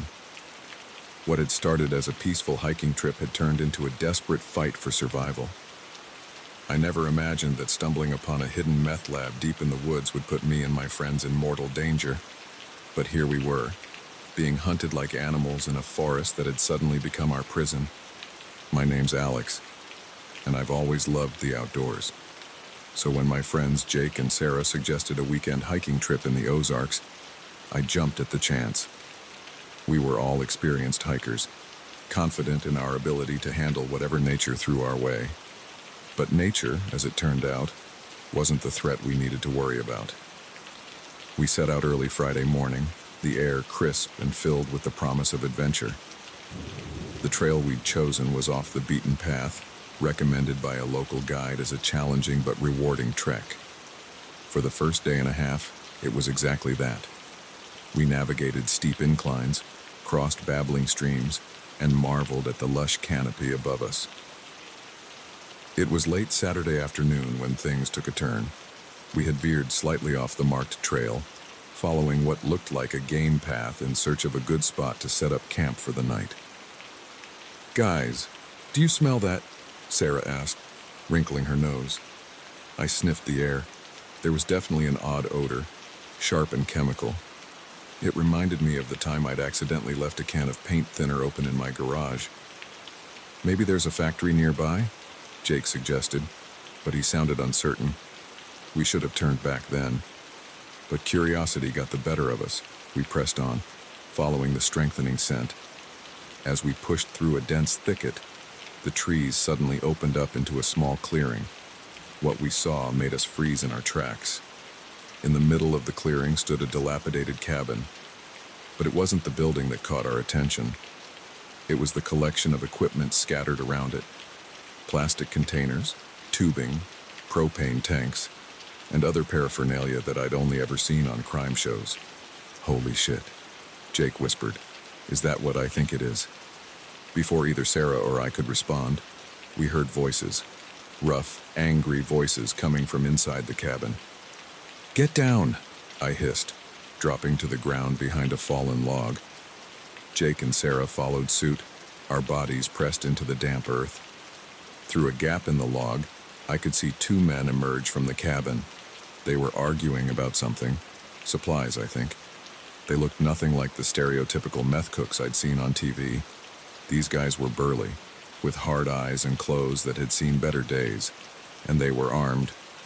"We need to get out of here," Sarah whispered, her voice trembling.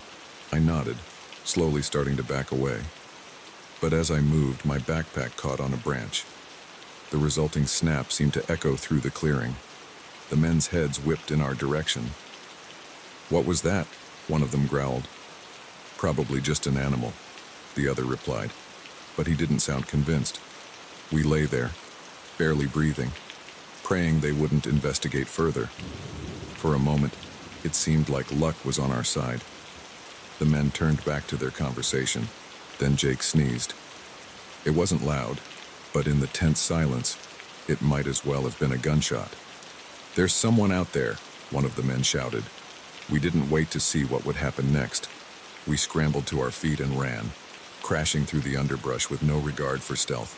Behind us, I could hear shouts and the sound of pursuit. "Split up!" I yelled to Jake and Sarah. "Meet back at the car if you can." It was a risky move, but I hoped it would confuse our pursuers. I veered left, while Jake and Sarah went right. I ran like I'd never run before, branches whipping at my face, roots threatening to trip me with every step. My lungs burned and my legs felt like lead, but fear kept me going. I could hear someone behind me, gaining ground. I risked a glance over my shoulder and saw one of the men, his face twisted with rage, not 20 yards behind me. In my moment of distraction, my foot caught on a root. I went down hard, tumbling down a small incline. Pain shot through my ankle as I tried to get up. "Got you now, you little bastard," the man snarled, emerging from the trees above me. In desperation, I grabbed a handful of dirt and leaves and threw it at his face. He cursed, momentarily blinded, and I used that moment to stumble to my feet and keep running. The pain in my ankle was excruciating, but adrenaline pushed me forward. I had no idea where I was going, no plan beyond getaway. As I ran, the forest seemed to close in around me. The trees were denser here, the undergrowth thicker. It was getting darker too, the sun setting behind the mountains. I don't know how long I ran. It could have been minutes or hours. Every sound made me flinch. Was it my pursuer, or just the natural noises of the forest? Finally, when I felt I couldn't take another step, I saw it, a small cave, half hidden by a curtain of vines. Without hesitation, I dove inside. The cave was shallow, more of an overhang really, but it was enough. I pressed myself against the back wall, trying to quiet my ragged breathing. Outside, I could hear movement. Heavy footsteps, branches snapping. He was close. "I know you're around here somewhere," the man called out. His voice was closer than I expected, and I had to stifle a gasp.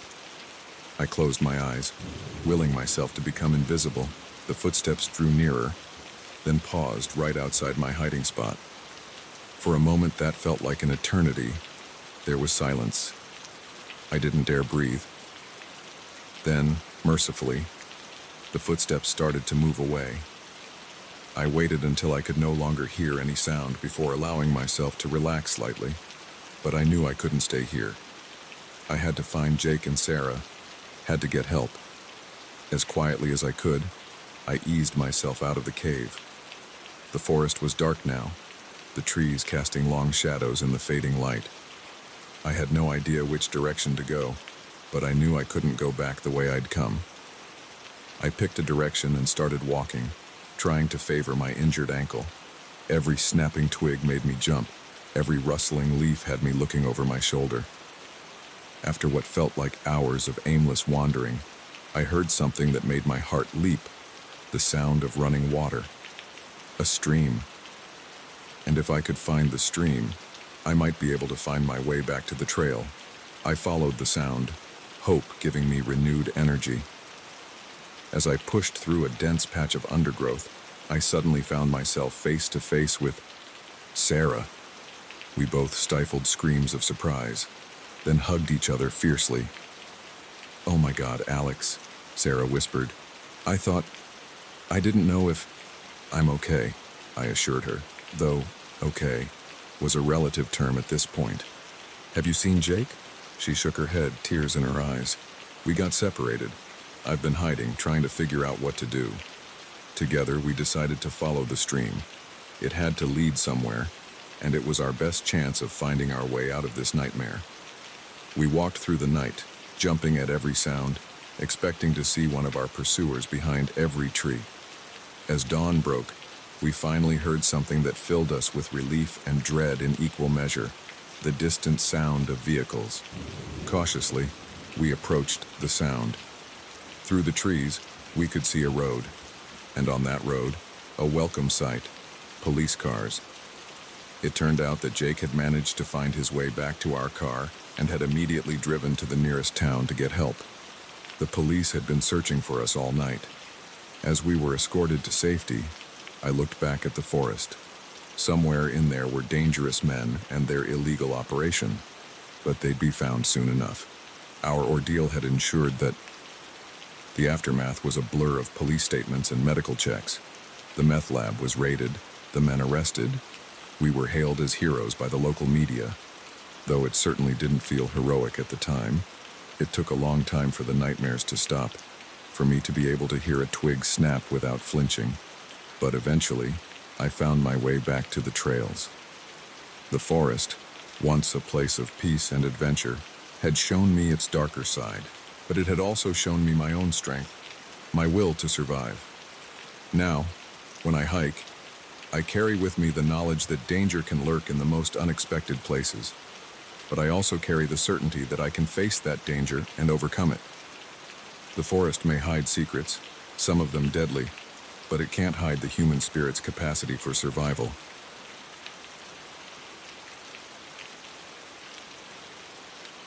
The golden light of sunset painted the forest in warm hues, but a chill ran down my spine that had nothing to do with the dropping temperature. As I peered through my camera's viewfinder, I caught a glimpse of something that shouldn't be there, a pair of gleaming eyes watching me from the shadows. In that moment, I realized I had become the prey, and the hunter was unlike anything I had ever encountered before. My name is Jack, and I'm a wildlife photographer. I've spent years tracking and photographing some of the most elusive creatures on the planet, from the snow leopards of the Himalayas to the jaguars of the Amazon. I thought I'd seen it all, but nothing could have prepared me for what I was about to face in the remote wilderness of the Pacific Northwest. I'd come to this particular stretch of old-growth forest following rumors of an undocumented species.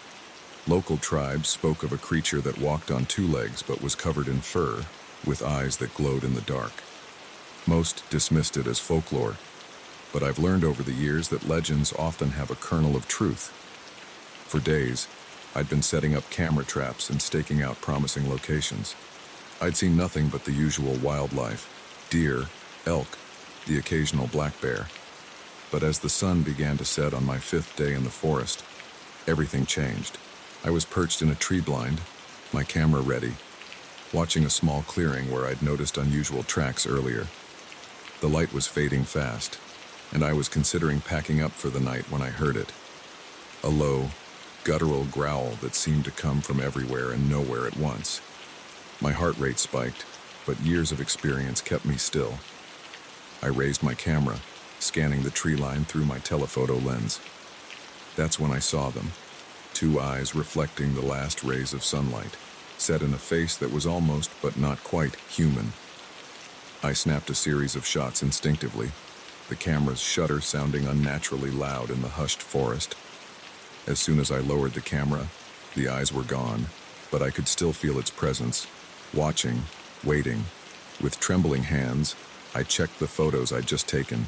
Most were blurry, useless, but one, the last one, was crystal clear. What I saw made my blood run cold. The face was ape-like, but with an intelligence in its eyes that was undeniably sentient. This was no known animal.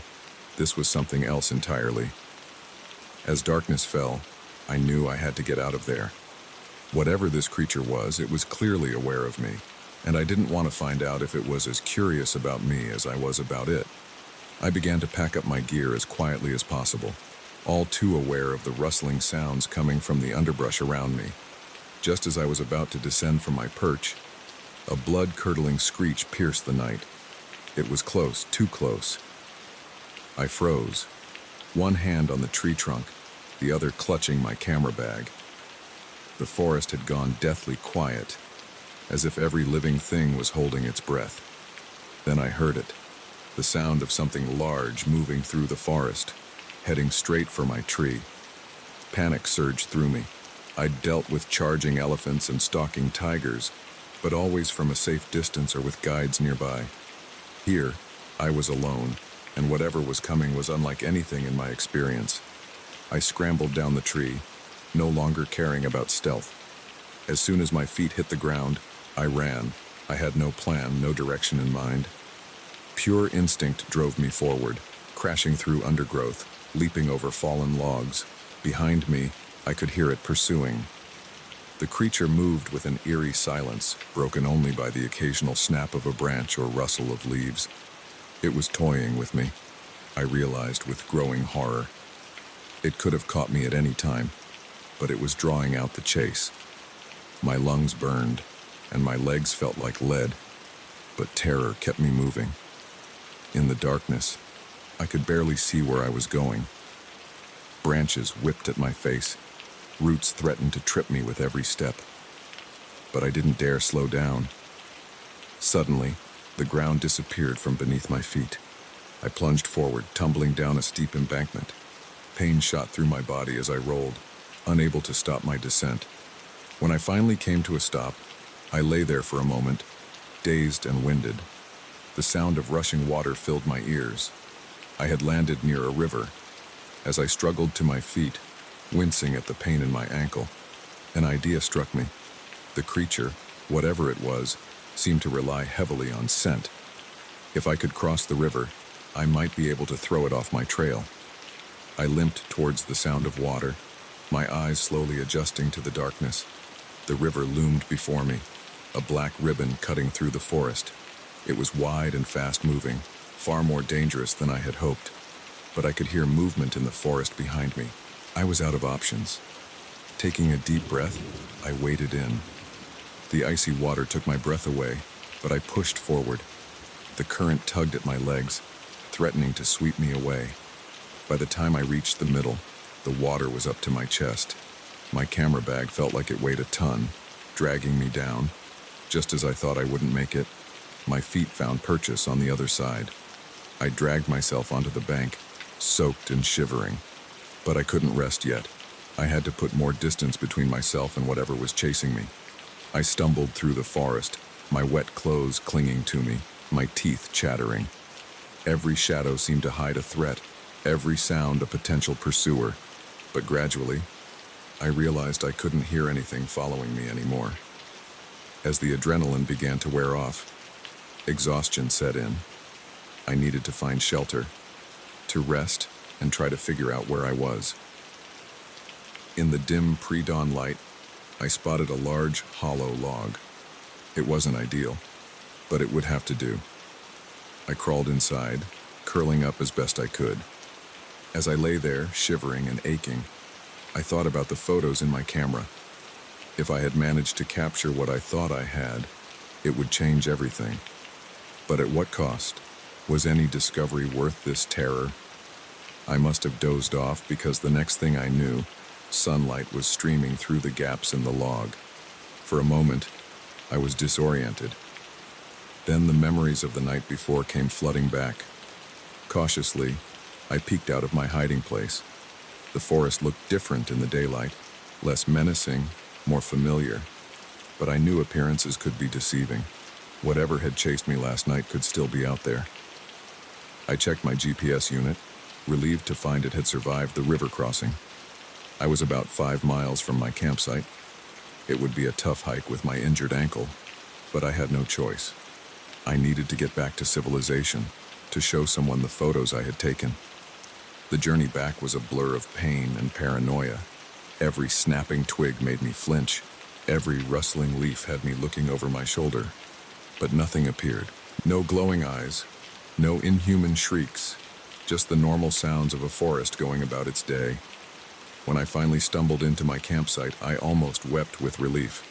My tent was still there, untouched. I quickly packed up, my hands shaking with exhaustion and lingering fear. I needed to get out of these woods, back to my car, back to safety.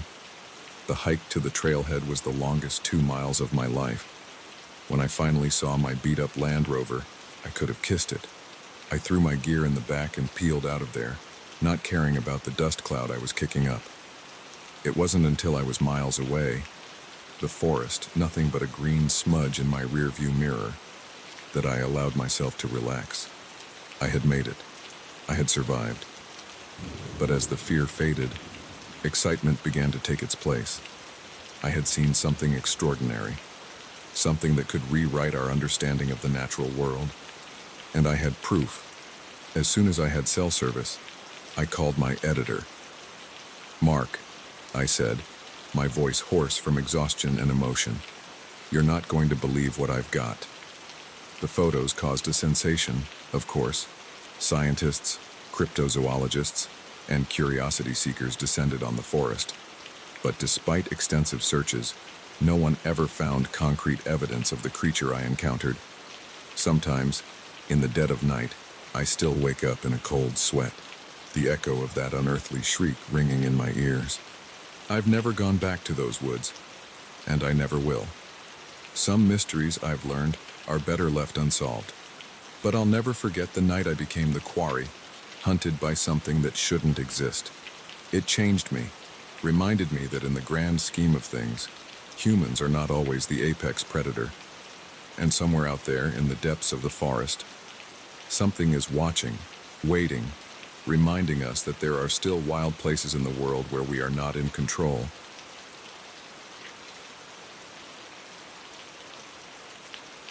The first scratch in the wall was so faint I almost missed it. But as I traced my fingers over the rough surface, a chill ran down my spine. Something was in the walls of this old cabin, something alive and moving.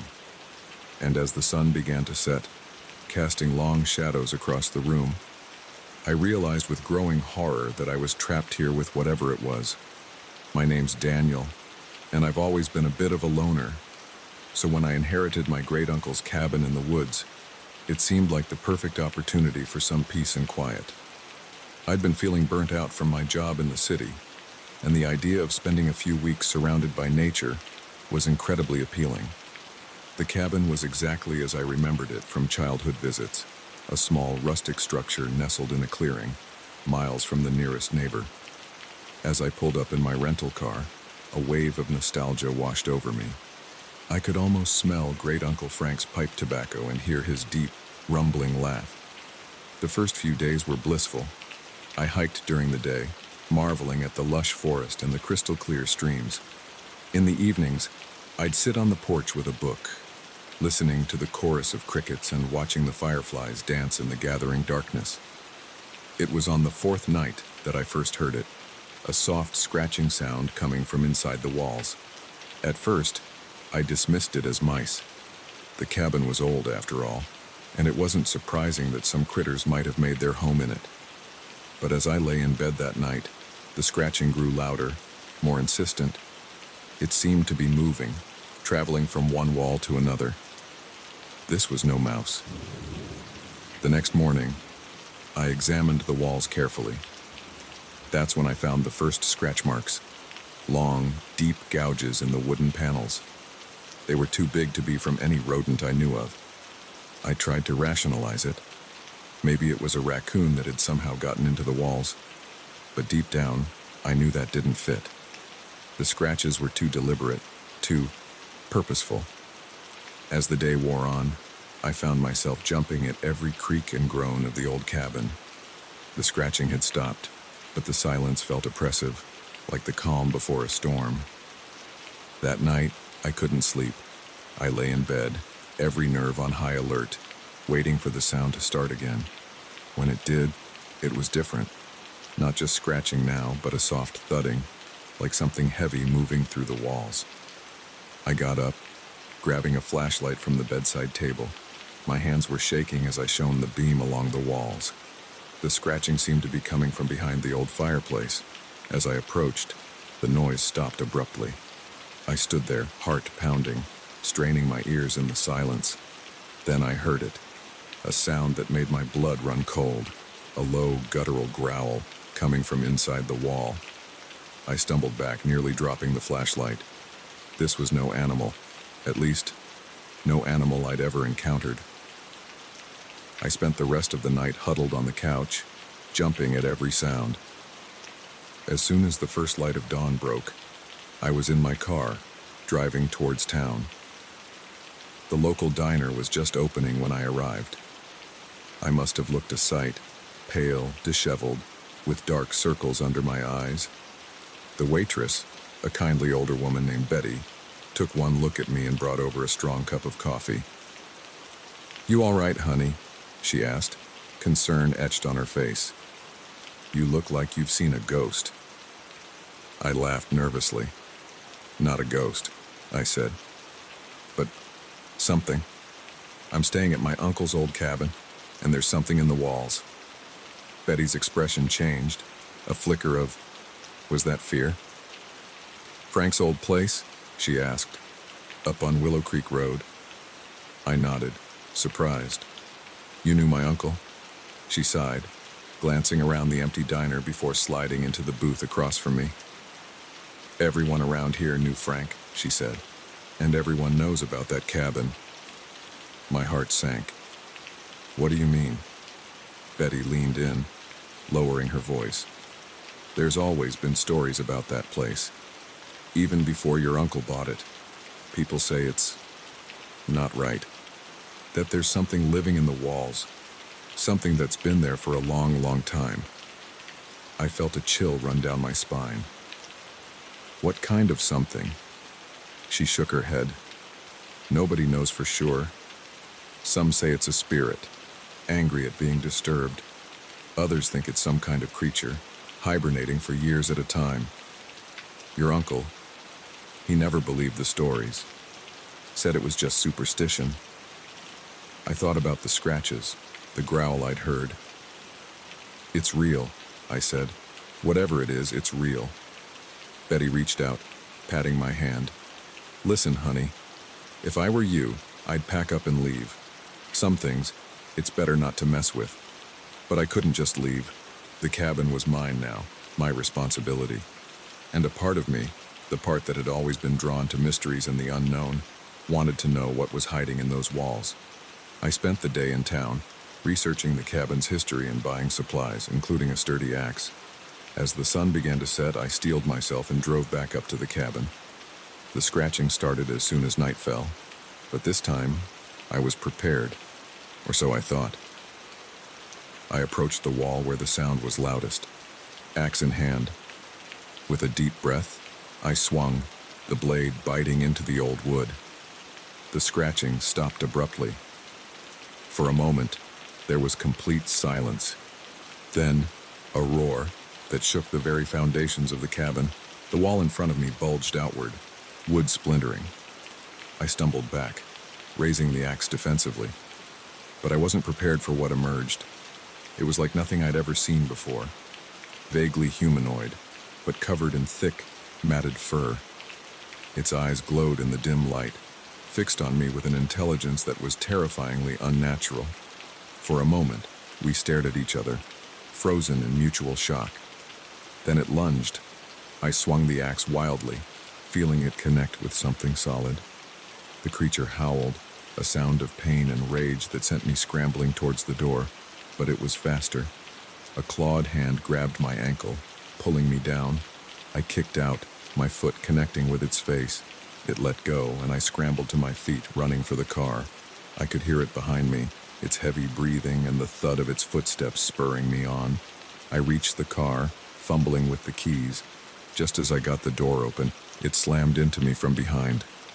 We went down in a tangle of limbs, rolling across the forest floor. Its face was inches from mine, hot breath reeking of decay. I could see my terrified reflection in its glowing eyes. In desperation, I grabbed a rock from the ground and smashed it against the creature's head. It reared back, momentarily stunned. I took my chance, scrambling into the car and locking the doors. The engine roared to life, and I floored it, tires spinning on the dirt road. In the rearview mirror, I could see the creature standing in the middle of the road, watching me drive away. Its howl of frustration followed me all the way down the mountain. I didn't stop driving until I reached the city limits. My hands were shaking so badly I could barely grip the steering wheel. I never went back to the cabin. I sold it, at a loss, to a developer who planned to tear it down. I didn't tell him about what lived in the walls. Maybe I should have, but who would have believed me? Sometimes, late at night, I still wake up in a cold sweat, the echo of that unearthly howl ringing in my ears. I'll never forget those glowing eyes, that ancient alien intelligence. And I can't help but wonder if there was one of those creatures. Could there be more? How long have they been hiding in the walls of old houses, in the dark places we never think to look? One thing's for certain. I'll never look at an old cabin in the woods the same way again. Because now I know that sometimes the walls really do have eyes, and claws, and an appetite for unsuspecting visitors.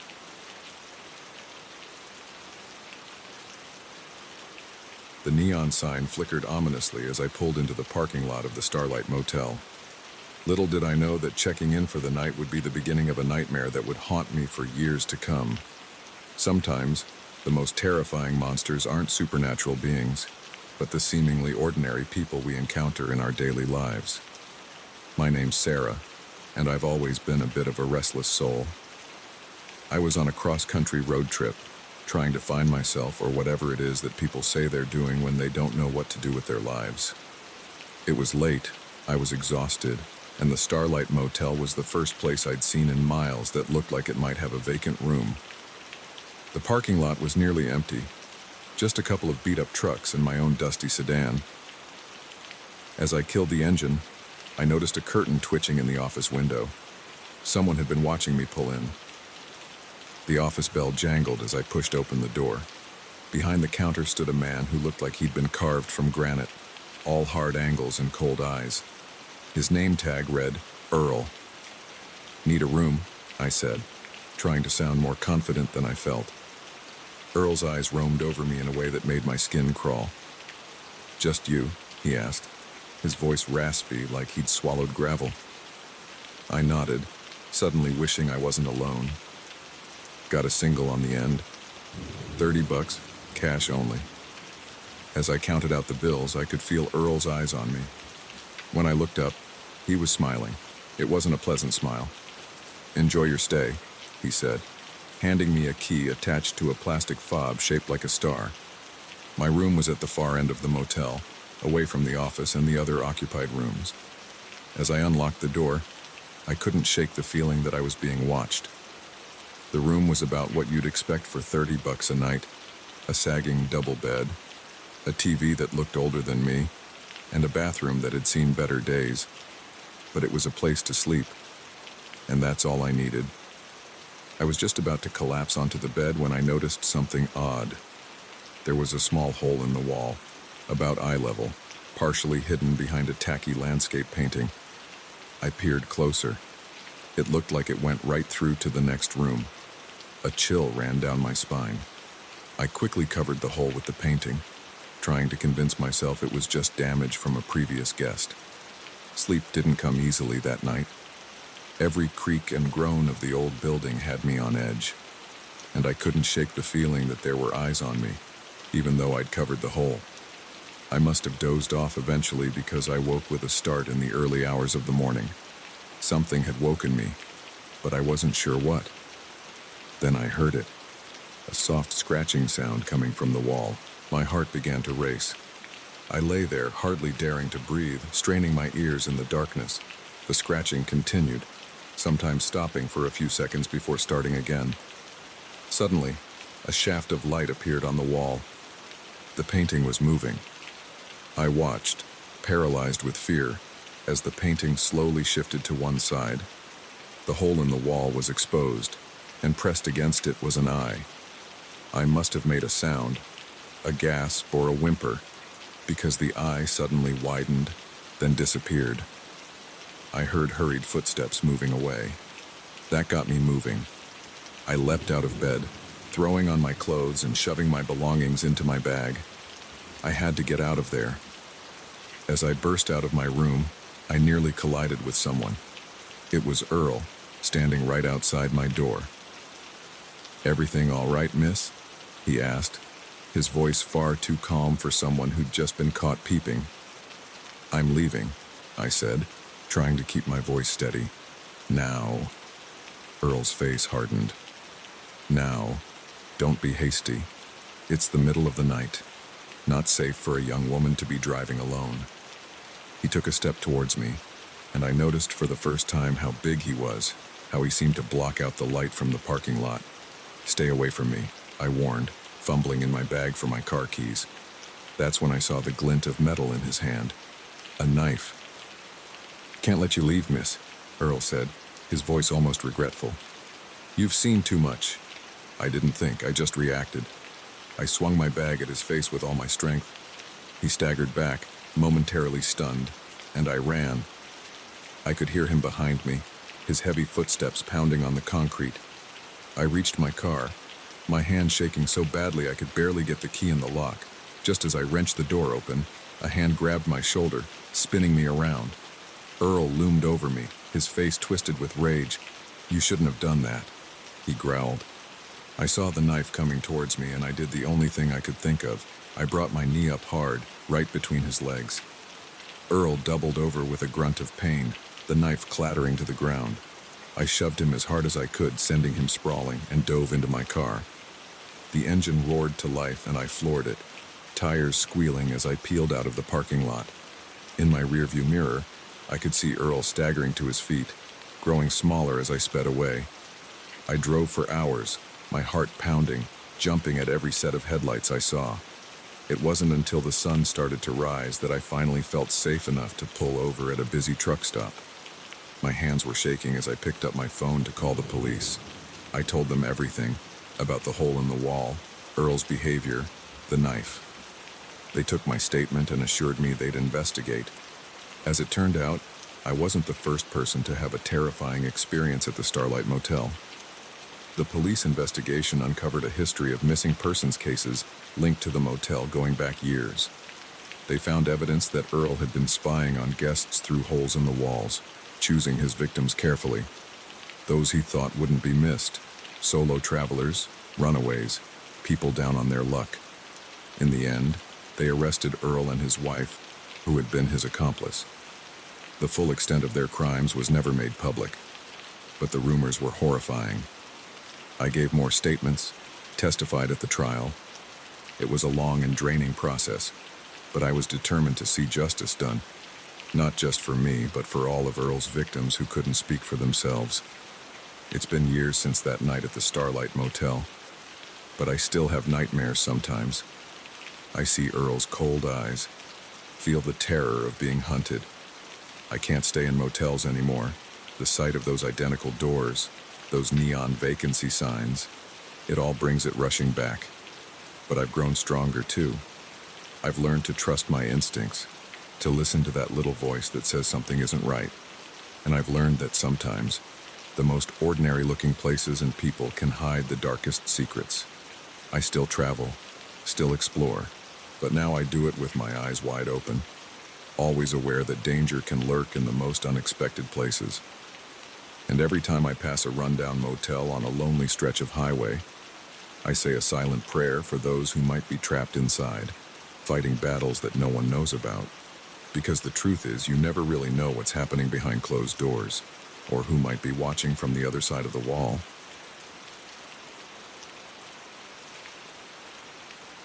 The moment I saw the ornate mask, something deep within me screamed danger. But surrounded by the laughter and music of the Halloween party, I pushed the feeling aside. If only I'd listened to that instinct. Because as the night wore on, I realized those masks weren't just hiding faces, they were concealing murderous intentions. My name's Alex, and I've always loved Halloween, the costumes, the atmosphere, the way reality seems to bend just a little on that one magical night. So when my friend Jen invited me to an exclusive Halloween bash at some rich guy's mansion, I jumped at the chance. It's going to be epic, Jen had gushed over the phone. This guy goes all out. And get this, it's a masquerade theme. Everyone has to wear a mask the whole night. Isn't that cool? It did sound cool, mysterious even. I spent weeks putting together the perfect costume. A steampunk-inspired outfit complete with a bronze and leather mask that covered the top half of my face. The night of the party, Jen picked me up in her beat-up Corolla. As we drove out of the city, the houses got bigger and farther apart. Finally, we turned down a long, tree-lined driveway. Holy shit, I breathed as the mansion came into view. It was massive, all Gothic spires and gargoyles, like something out of a horror movie. Jack-o'-lanterns lined the steps, their flickering light casting eerie shadows. Told you it was epic, Jen grinned, adjusting her feathered mask. Inside, the party was already in full swing. The foyer was packed with people in elaborate costumes, all wearing masks that ranged from simple dominoes to intricate full-face creations. Music pulsed from hidden speakers, and waiters in skeleton makeup circulated with trays of drinks and hors d'oeuvres. Wow, I said, taking it all in. Who did you say was throwing this party again? Jen shrugged. Friend of a friend. Come on, let's get a drink. We made our way to the bar, squeezing past a group of people in animal masks. As the bartender mixed our drinks, I felt a prickle on the back of my neck. I turned to see a tall figure in a red cloak and a white, beaked mask, like something a plague doctor would wear, staring at me. At least I thought they were staring. It was hard to tell with the mask. Creepy costume, I muttered to Jen. She followed my gaze. Oh yeah, I've seen a few of those around. I think they're part of the staff or something. Really adds to the atmosphere, right? I nodded, but couldn't shake the uneasy feeling. As the night went on, I started to notice more of the red-cloaked figures. They never spoke, never danced. They just watched. Every time I spotted one, that feeling of unease grew stronger. I was just about to suggest to Jen that we leave when the music suddenly cut out. The crowd fell silent as a man in an ornate golden mask stepped onto a small stage at one end of the room. Welcome, honored guests, he said, his voice smooth and cultured. I hope you're enjoying the festivities, but now it's time for the main event. A murmur ran through the crowd. This hadn't been mentioned on the invitation. As you may have noticed, the man continued. Some of our guests are wearing rather special masks. He gestured to one of the red-cloaked figures. These individuals have been chosen for a very important role in tonight's entertainment. The man clapped his hands, and suddenly the red-cloaked figures were moving. They converged on the crowd, grabbing people seemingly at random. I watched in horror as they dragged struggling partygoers towards the exits. What the hell? Jen gasped beside me. Before I could respond, I felt a hand clamp down on my arm. I turned to see one of the red-cloaked figures looming over me. No! I yelled, trying to pull away. But their grip was like iron. All around, chaos had erupted. People were screaming, running, trying to fight off the masked assailants. But there were too many of them. and they moved with a cold efficiency that spoke of planning and practice. I lost sight of Jen in the mayhem. The figure in the red cloak was dragging me towards a door I hadn't noticed before, half hidden behind a tapestry. I fought every step of the way, but it was useless. As we neared the door, I heard the man in the golden mask speak again, his voice cutting through the panic. "Don't be afraid," he said, sounding almost amused. "Think of it as a game. A very high-stakes game of hide-and-seek. If you can evade our hunters until dawn, you win your freedom. If not, well, let's just say the consequences will be rather permanent." My blood ran cold as the implications of his words sank in. This wasn't a party. It was a hunt, and we were the prey. The red-cloaked figure shoved me through the door. I stumbled, nearly falling down a narrow flight of stairs. When I looked back, the door had already slammed shut. I was in some kind of cellar, dimly lit by flickering torches. Other partygoers were there too, all looking as terrified as I felt. Some were crying, others were pounding on the door we'd come through. "We have to get out of here," someone said, their voice shaking. "But how?" another responded. "They'll be guarding the exits." As if in answer, a section of the far wall ground open, revealing a dark passageway. "Your hunt begins now," the golden-masked man's voice echoed from hidden speakers. "You have until dawn. Good luck." For a moment, no one moved. Then, as if a spell had been broken, everyone rushed for the passage. I hesitated, wondering if it was a trap, but what choice did I have? I plunged into the darkness, the sounds of panicked breathing and hurried footsteps all around me. The passage twisted and turned, sometimes splitting into multiple routes. I tried to keep track of where I was going, but it was hopeless. This place was a maze. After what felt like hours of wandering, I found myself in a large, circular room. Passages led off in all directions, and in the center stood a fountain, dry and covered in cobwebs. I wasn't alone. A handful of other partygoers were there, all looking as lost and scared as I felt. One of them, a guy in a wolf mask, was examining the fountain. "I think I've figured it out," he said as I approached. "This place, it's not just a basement, it's a whole network of tunnels and rooms, like a mini-city under the mansion." "But why?" a woman in a butterfly mask asked. "Why go to all this trouble?" Before anyone could answer, we heard it. Footsteps, coming from one of the passages, and with them, a sound that made my blood run cold, the soft metallic scrape of a blade being drawn. "Run!" someone yelled, and we scattered, each diving for a different passage. I ran blindly, my heart pounding in my ears. Behind me, I could hear screams echoing through the tunnels. I wanted to help, but the instinct for survival overrode everything else. I don't know how long I ran, or how many twists and turns I took. Eventually, I found myself in a small dead-end room. There was nowhere else to go. Panic threatened to overwhelm me, but I forced it down. I had to think. I looked around the room, desperate for anything that might help. That's when I noticed it. A small grate near the floor, just big enough for a person to squeeze through. I didn't hesitate. I pried the grate open and crawled inside. It was a tight fit, and the metal was cold against my skin. But I didn't care. Anything was better than being caught by those masked killers. I crawled through the duct for what felt like miles, every sound making me freeze in terror. Finally, I saw light ahead. I emerged into what looked like a garage, filled with expensive cars. And there, like a beacon of hope, was a door marked Exit. I ran for it, half expecting it to be locked. But it opened easily, and suddenly I was outside, the cool night air hitting my face. I didn't stop running until I reached the main road.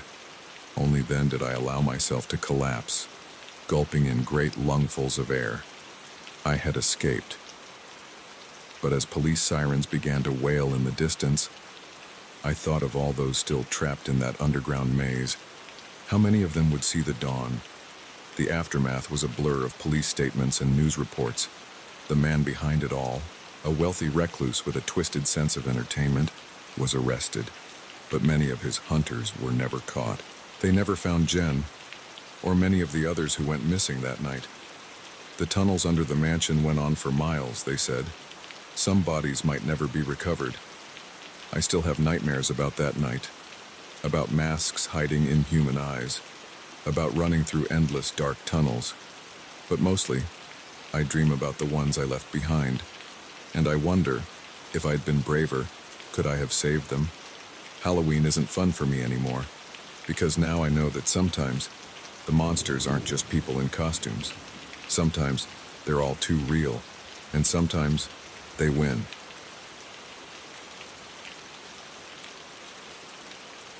The mist rolled across the lake, thick and impenetrable, as I cast my line into the inky black water. I'd come out here for solitude, for peace. Instead, I found a nightmare floating in the fog, a ghost ship that would turn my quiet fishing trip into a fight for survival against an unspeakable evil. My name's Mike, and I've been fishing these waters since I was a kid. Lake Erie might not be the most glamorous of the Great Lakes, but it's always been my sanctuary. When life gets too hectic, too noisy, I come out here. Just me, my little fishing boat, and the vast expanse of water. That night started like any other. I'd pushed off from the dock just as the sun was setting, planning to do some night fishing. The weather report had mentioned fog rolling in, but I wasn't worried. I knew these waters like the back of my hand. As darkness fell, the fog grew thicker than I'd ever seen it. I could barely see the bow of my own boat, but I wasn't concerned. The fish were biting, and the eerie calm of the fog-shrouded lake was soothing in its own way. It was close to midnight when I first heard it, a low, mournful sound echoing across the water. At first, I thought it was just the wind playing tricks, but then I heard it again, louder this time. A ship's horn, but unlike any I'd heard before, it sounded old, rusted, like something that hadn't been used in a very long time. I peered into the fog, straining my eyes. That's when I saw it, a massive shape looming out of the mist. As it drew closer, I could make out more details. It was a ship, all right, but not like any that should have been on Lake Erie. This was an old steamer, the kind they used to use for hauling iron ore back in the early 1900s. Its hull was rusted, its deck empty of any signs of life.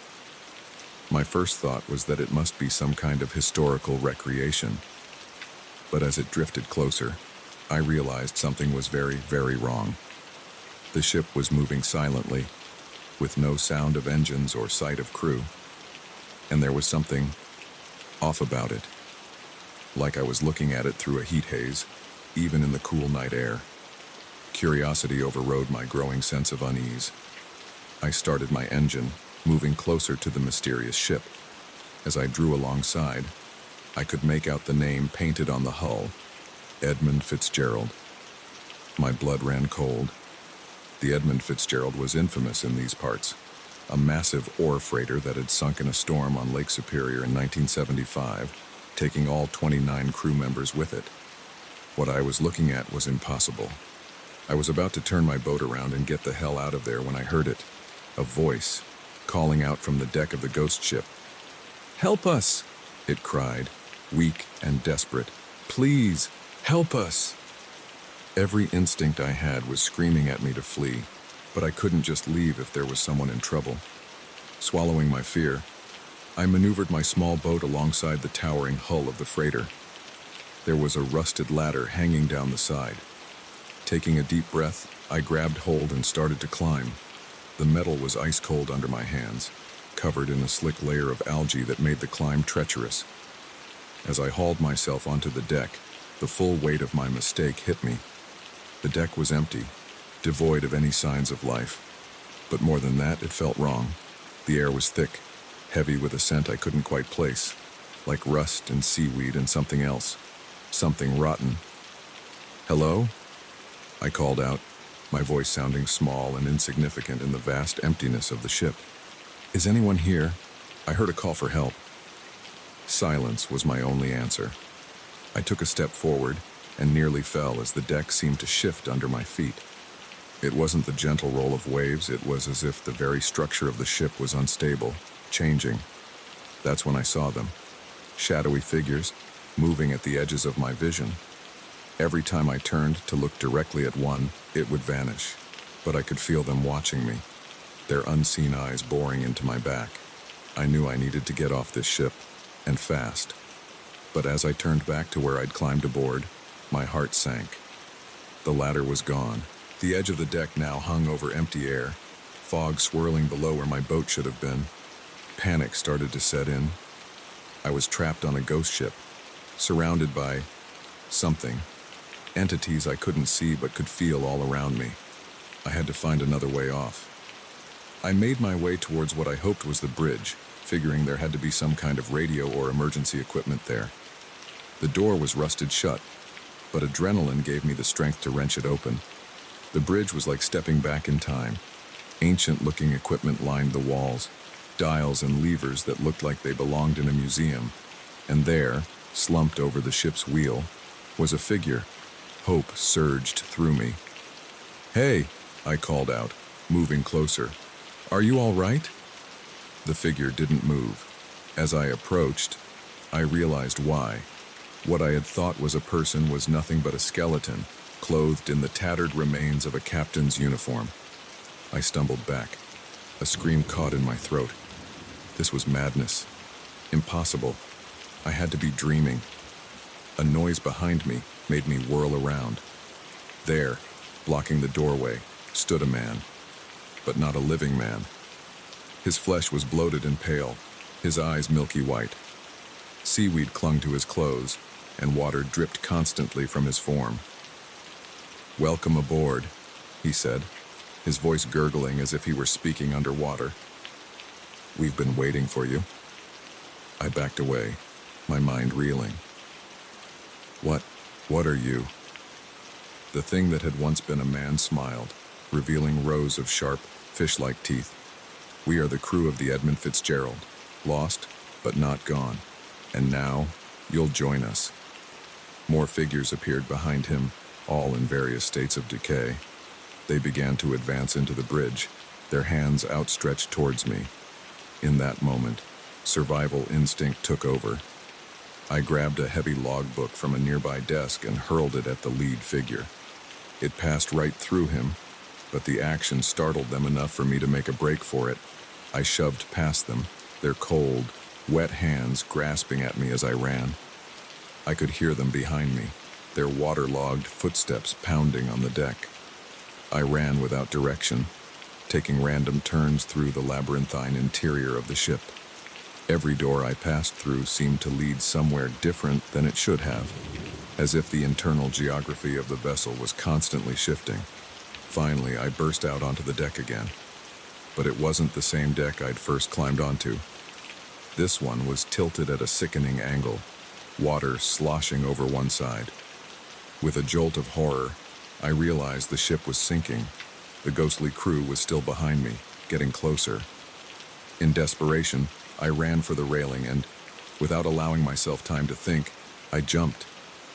The shock of the cold water drove the air from my lungs. For a moment, I was sure I was going to drown. But then my survival training kicked in. I fought my way to the surface, gasping for air. The ghost ship was gone. There was nothing but fog all around me. I treaded water, trying to get my bearings. That's when I heard it, the distant sound of a motor. I shouted for help, my voice hoarse and desperate. The sound grew closer, and suddenly a beam of light cut through the fog. It was a Coast Guard boat. As they pulled me from the water, I babbled about the ghost ship, the undead crew. The Coast Guard officers exchanged worried glances, clearly thinking I was delirious. It wasn't until later, after I'd been checked out at a hospital and declared physically fine, that I learned the truth. There had been a rash of disappearances on the lake over the past few months, all on foggy nights, all in the same general area where I'd had my encounter. The official report ruled it mass hallucination, possibly caused by some kind of toxic algae bloom. But I know what I saw, what I experienced. I don't go out on Lake Erie anymore. Can't bring myself to set foot on a boat. But sometimes, on foggy nights, I find myself drawn to the shore, and as I stand there watching the mist roll in, I swear I can hear it. The low, mournful sound of the Edmund Fitzgerald's horn, calling out across the water, calling for new souls to join its damned crew. And I wonder, how many more will answer that call before the ghost ship is finally laid to rest?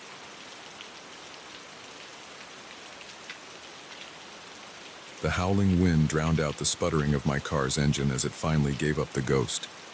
Surrounded by a whiteout of swirling snow, I realized I was stranded in the middle of nowhere. Little did I know, my desperate search for shelter would lead me into the clutches of a madman, and the cozy cabin I thought was my salvation would become a prison of terror. My name's Claire, and I've always prided myself on being prepared, but nothing could have prepared me for that night. I was driving back from a work conference, taking the scenic route through the mountains. It was supposed to be a peaceful drive, a chance to decompress before diving back into the chaos of city life. The storm came out of nowhere. One minute I was admiring the snow-capped peaks. The next I could barely see 2 feet in front of me. I slowed to a crawl, my knuckles white on the steering wheel as I struggled to keep the car on the road. That's when I heard it, a sickening clunk from under the hood. The car shuddered, coughed, and died. I coasted to a stop on the shoulder, if you could call it that. On one side was a sheer rock face, on the other a steep drop-off into darkness. I tried to restart the engine, but it was no use. The battery was dead, and even if it wasn't, I suspected the problem was much worse. I was stuck. I reached for my phone, already knowing it was futile. No signal, of course. Not out here in the middle of nowhere. The temperature was dropping rapidly. I could see my breath fogging up the windshield. I knew I couldn't stay in the car. In weather like this, that was a death sentence. I had to find shelter. Grabbing my emergency kit, thank God I'd remembered to pack one, I stepped out into the storm. The wind hit me like a physical force, nearly knocking me off my feet. Snow pelted my face, sharp as needles. I picked a direction and started walking, one arm up to shield my eyes from the driving snow. Every step was a battle against the wind. I couldn't feel my fingers or toes, and my face was numb with cold. Just when I thought I couldn't go on, I saw it. A faint glow in the distance. A light. My heart leapt. Where there was light, there had to be people. Shelter. I pushed on with renewed energy. As I got closer, I could make out the shape of a cabin. Smoke curled from the chimney, promising warmth and safety. I stumbled up to the door and pounded on it with frozen fists. "Hello!" I shouted, my voice nearly lost in the howling wind. "Please, I need help." For a long moment, there was nothing. Then I heard movement inside. The door creaked open, and I found myself face to face with a man. He was tall and lean, with a wild beard and eyes that seemed to glow in the lamplight. He looked at me with surprise, then concern. "Good Lord, miss," he said, his voice gravelly. "What are you doing out in this storm? Come in, come in." I all but fell through the doorway, the sudden absence of wind making me stumble. The man caught me, his hands strong and sure. "Thank you," I gasped, shivering violently. "My car broke down. I didn't know what to do." "You poor thing," he said, leading me to a chair by the fireplace. "You're half frozen. Here, let me get you something warm to drink."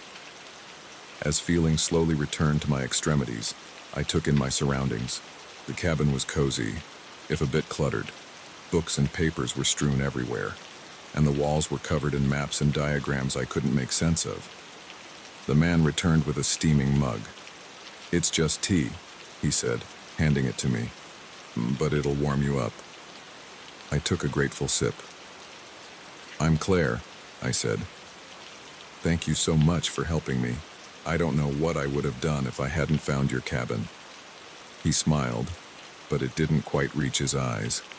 "Jack," he said, "and think nothing of it. I couldn't very well leave you out there to freeze, could I?" As we talked, I began to relax. Jack seemed nice enough, if a bit odd. He told me he was a researcher, studying weather patterns in the mountains. That explained all the maps and equipment I could see scattered around. "The storm's not likely to let up until morning," he said, glancing out the window. "You're welcome to stay here for the night. I'm afraid I don't have a guest room, but the couch is comfortable enough." I hesitated. Staying the night in a stranger's cabin wasn't ideal, but what choice did I have? "That's very kind of you," I said. "If you're sure it's no trouble." "No trouble at all," Jack said, that strange smile back on his face. As the night wore on, my unease grew. There was something off about Jack, something I couldn't quite put my finger on. The way his eyes would linger on me when he thought I wasn't looking.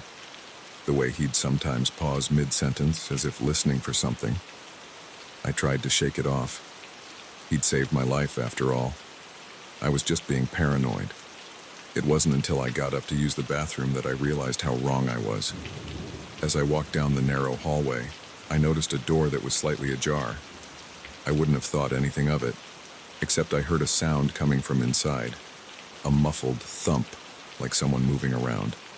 My curiosity got the better of me. I pushed the door open a little wider and peered inside. What I saw made my blood run cold. The room was some kind of workshop, filled with strange equipment and jars of unidentifiable substances. But that wasn't what caught my attention. There, strapped to a table in the center of the room, was a person. They were gagged and bound, their eyes wide with terror as they struggled against their restraints. I must have made a sound, because suddenly Jack was there, his hand clamping down on my shoulder. Now, he said, his voice eerily calm. "You shouldn't go poking around in other people's business, Claire." I tried to run, but his grip was like iron. He dragged me into the room, ignoring my struggles. "I really wish you hadn't seen this," he said, forcing me into a chair. Things could have been so much simpler. As he tied me up, he kept talking, his voice taking on a manic edge. "You don't understand. None of you understand. The storms, they're not natural. There's something out there, something in the mountains. I'm trying to stop it, don't you see?" I didn't see. All I saw was a madman, a monster wearing the face of my rescuer. "Please," I begged, tears streaming down my face. "Let us go. We won't tell anyone, I swear." Jack just shook his head. "I'm afraid I can't do that. You're part of it now. Part of the experiment." The next few hours were a blur of terror. Jack moved between us, injecting us with something that made the room spin and our minds fog. He muttered constantly, scribbling notes and adjusting equipment. Through the haze, I tried to think of a way out. The ropes were tight, but maybe if I could work them loose. I don't know how long it took, but finally, I felt the ropes give. Jack was focused on his other victim, his back to me. It was now or never. I lunged from the chair, grabbing the nearest object, a heavy glass jar, and brought it down on Jack's head with all my strength. He went down hard, crumpling to the floor. I didn't wait to see if he was out cold. I untied the other person, a hiker I learned later, who'd gone missing weeks ago, and we ran. The storm had passed, the world outside blanketed in pristine white snow. We stumbled through drifts, the cold biting at our skin, but fear kept us moving. It wasn't until we reached the main road and flagged down a passing truck that I finally allowed myself to believe we were safe. The aftermath was a blur of police statements and hospital visits. They found Jack's cabin, but he was long gone. The things they discovered there, I try not to think about it. They never caught him. Sometimes, when the wind howls outside my window, I imagine I can hear his voice, whispering about experiments and things in the mountains. I don't drive those back roads anymore. I don't go anywhere remote if I can help it, because now I know that sometimes the real monsters aren't in the storm outside. Sometimes they're waiting behind a friendly smile, ready to turn your salvation into a nightmare. And in those moments when you're most vulnerable, most in need of help, that's when they strike. So be careful who you trust in the dark and the cold. You never know what's really waiting behind that cabin door.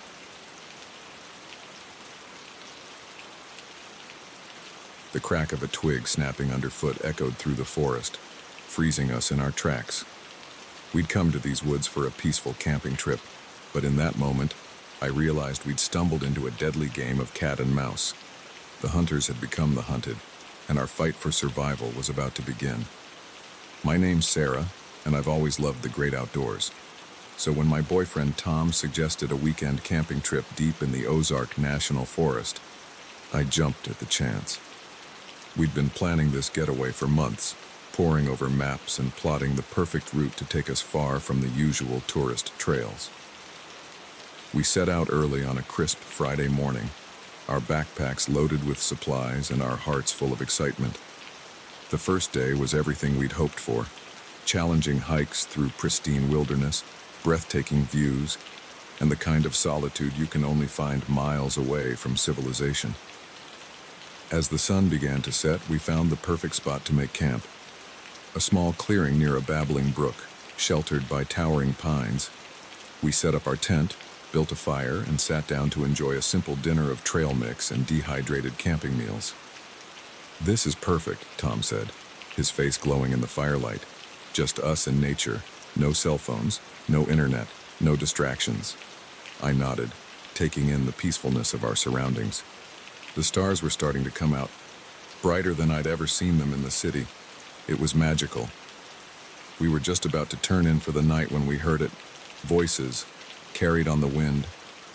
At first, I thought it might be other campers, but something about the tone made the hair on the back of my neck stand up. Tom must have sensed it too. "Stay here," he whispered, grabbing our flashlight. "I'm going to check it out." I wanted to protest, to tell him we should both go or neither of us should, but before I could say anything, he disappeared into the darkness. Minutes ticked by, each one feeling like an eternity. The voices grew louder, then suddenly cut off. The silence that followed was deafening. Just as I was about to go looking for Tom, he burst back into our campsite, his face pale with fear. "We need to go," he said, already starting to break down the tent. "Now." "What? Why? What did you see?" I asked, my heart racing. Tom's hands were shaking as he stuffed our sleeping bags into their sacks. "Poachers," he said. "At least 3 of them. They've got guns, Sarah, big ones, and they didn't look like the type to ask questions first." My blood ran cold. Poaching was a problem in these parts, but I'd never thought we'd actually run into any. "Did they see you?" I asked, helping Tom pack up our gear as quietly as possible. He shook his head. "I don't think so, but they're close. Too close. We need to get out of here." We doused our fire and shouldered our packs. Tom took one last look at our GPS before stowing it away. "There's a ranger station about 10 miles north of here," he said. "If we push hard, we can make it by morning." With only the dim light of the moon to guide us, we set off into the forest. Every shadow seemed to hide a threat, every rustle of leaves a potential enemy.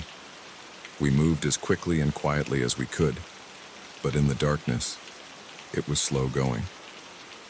We'd been walking for maybe an hour when we heard it, the unmistakable sound of voices and heavy footsteps behind us.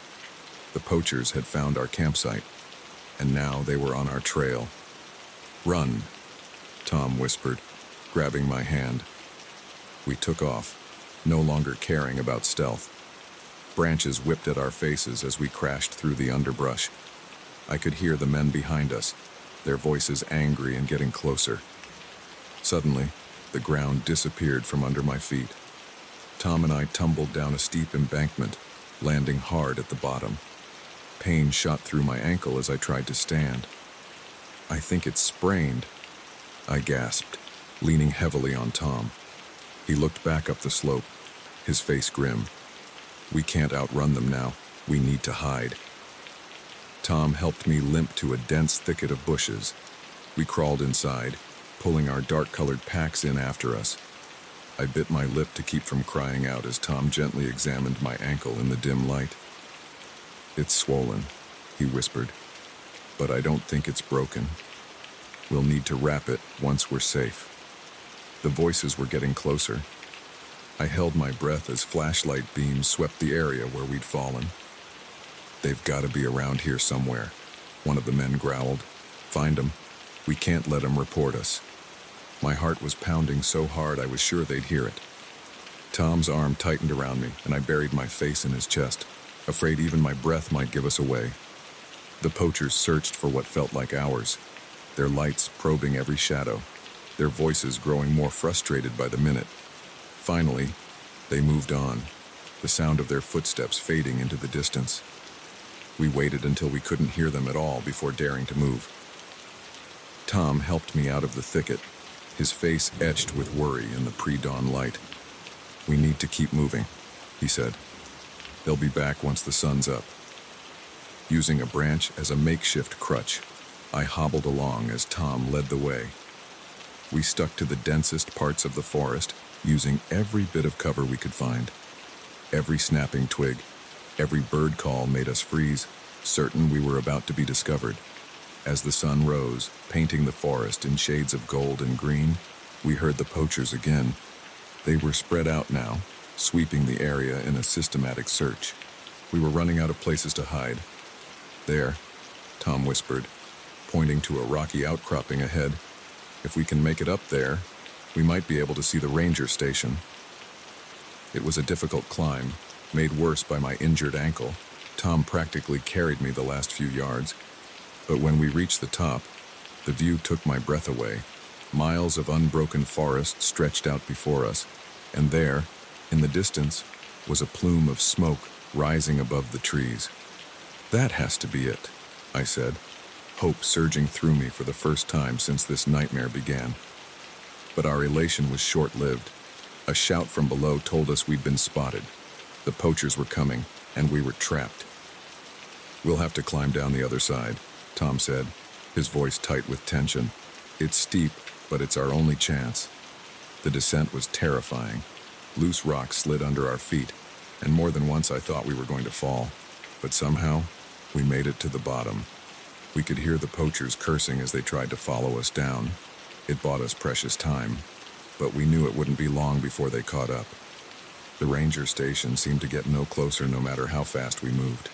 My ankle was on fire, each step sending jolts of pain up my leg. But the sound of pursuit kept me going. We burst out of the tree line into a small clearing. The ranger station stood before us, a simple wooden structure that looked like salvation. "Help!" Tom shouted, pounding on the door. "Please, someone help us!" For a heart-stopping moment, there was no response. Then the door flew open, revealing a startled-looking ranger. "What in the world?" he began, but Tom cut him off. "Poachers," he gasped. "They're right behind us. They've got guns." The ranger's expression hardened. He ushered us inside and locked the door, then grabbed a rifle from a rack on the wall. "Stay here," he said, moving to the window. "I've called for backup, but it'll take time for them to get here." The next few minutes were tense. We could hear the poachers approaching, their voices raised in anger as they realized where we'd gone. The ranger stood his ground, ordering them to drop their weapons. For a moment, I thought there would be a shootout, but faced with an armed official, the poachers' nerve broke. They fled back into the forest just as the sound of approaching vehicles echoed through the trees. The aftermath was a blur of police statements and medical attention for my ankle. The poachers were caught a few days later, trying to flee the state. Tom and I never did finish our camping trip, but in a way, we got more adventure than we'd bargained for. We saw firsthand the dark side of nature, not the animals or the elements, but the human predators who exploit the wilderness for their own gain. We still go camping, but now we're more cautious. We know that even in the most beautiful places, danger can lurk. But we also know that we're stronger together, that we can face whatever comes our way. And sometimes, when we're sitting around a campfire under the stars, we remember that night. Not with fear, but with a sense of pride. We survived. We protected each other. And in doing so, we found a strength in ourselves we never knew we had.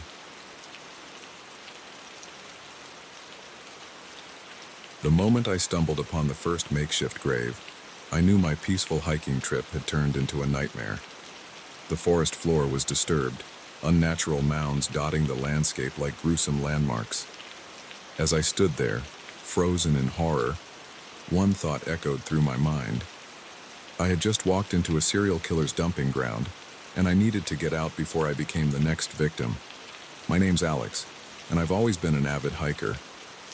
There's something about losing myself in nature that helps clear my head and puts life into perspective. So when I had a few days off work, I decided to tackle a new trail in the Cascade Mountains, one that was off the beaten path and promised solitude and breathtaking views. The first day of my hike was everything I'd hoped for. The trail was challenging but rewarding, winding through dense forests and opening up to stunning vistas of snow-capped peaks. I set up camp that night feeling accomplished and at peace, looking forward to what the next day would bring.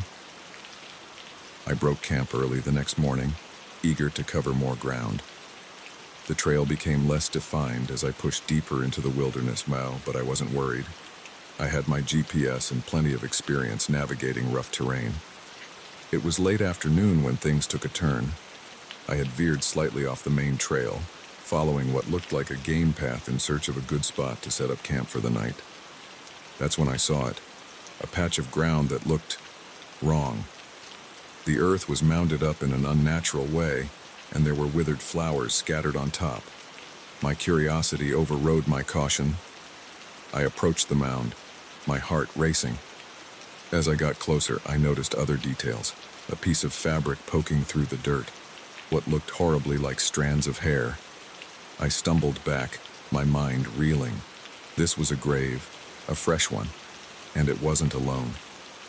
As I looked around with new eyes, I could see other mounds scattered throughout the area, some older and more overgrown than others. Panic surged through me. I needed to get out of there, to contact the authorities. But as I turned to leave, a twig snapped somewhere behind me. I froze and straining my ears. It could have been an animal, I told myself. But deep down, I knew it wasn't. Moving as quietly as I could, I crept towards a large boulder, hoping to use it as cover.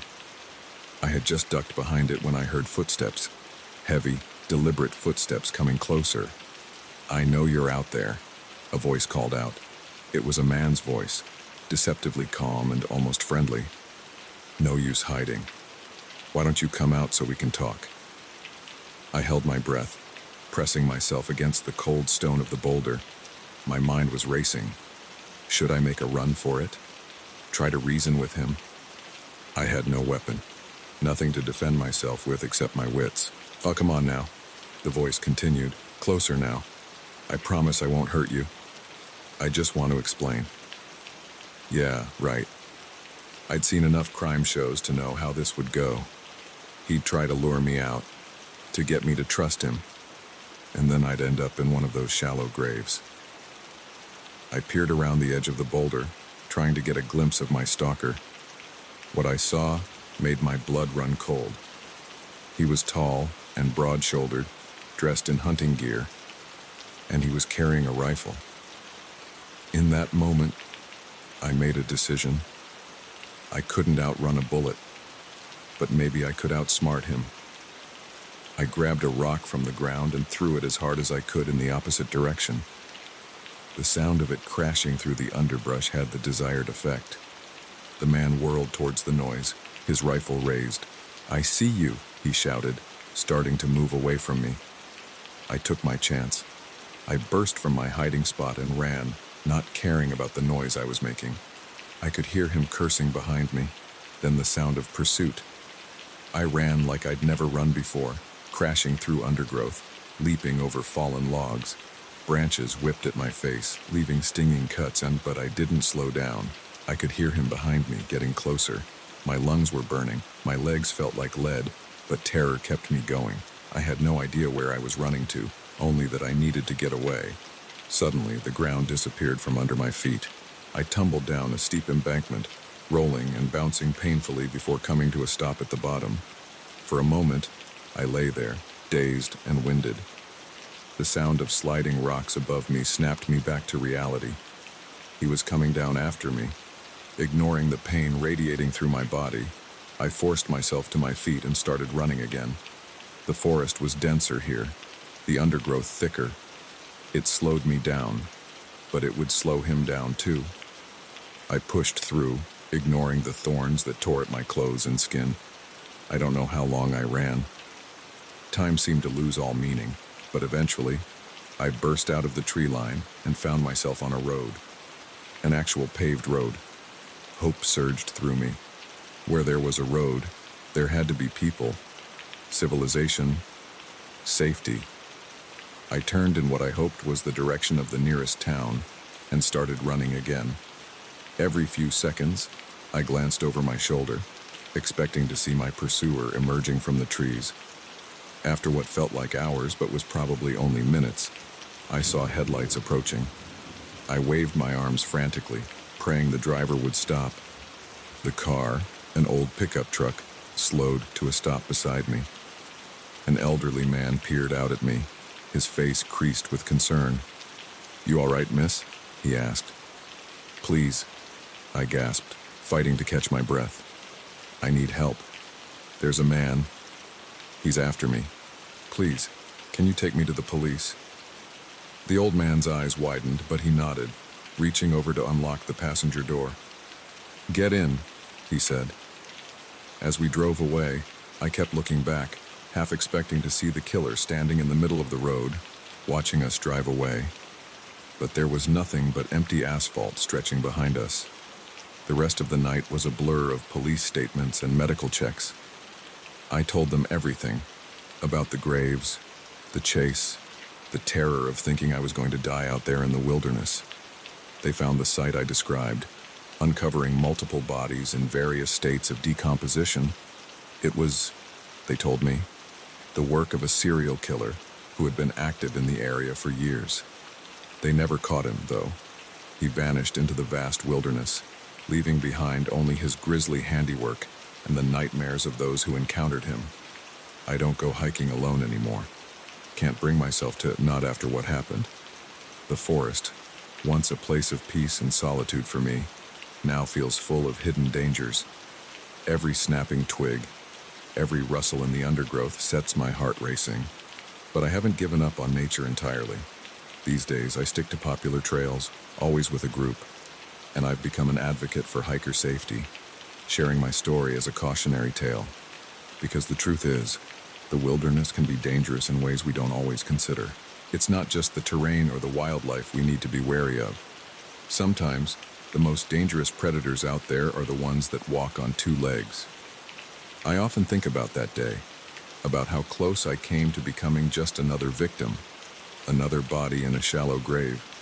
It's a sobering thought, but also a reminder of my own strength and resilience.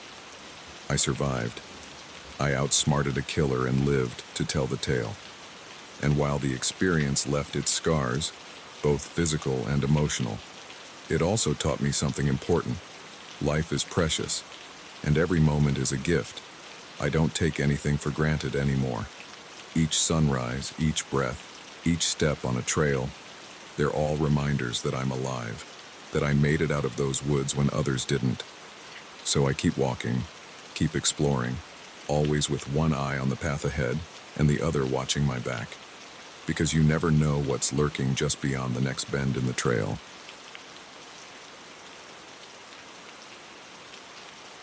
The first time I saw the girl with the haunted eyes, I knew something was terribly wrong. But I never imagined that my night shift at a remote truck stop would thrust me into the dark underbelly of human trafficking. As I stood behind the counter, watching the steady stream of truckers and late-night travelers, I had no idea that I was about to uncover a sinister operation that would change my life forever. My name's Jack, and I've been working the graveyard shift at Big Rig's truck stop for about 6 months now. It's not the most glamorous job, but it pays the bills and gives me plenty of quiet time to work on my novel. At least, that's what I thought it would do. The night everything changed started like any other. I clocked in at 11 p.m., nodding to Dave, the day shift guy, as he headed out. The first few hours were uneventful, a steady trickle of truckers coming in for coffee, snacks, and a chance to stretch their legs. It was around 2 a.m. when I first saw her. A young girl, couldn't have been more than 16 or 17, walked in with a much older man. Something about the way she moved, the way she kept her eyes down, set off alarm bells in my head.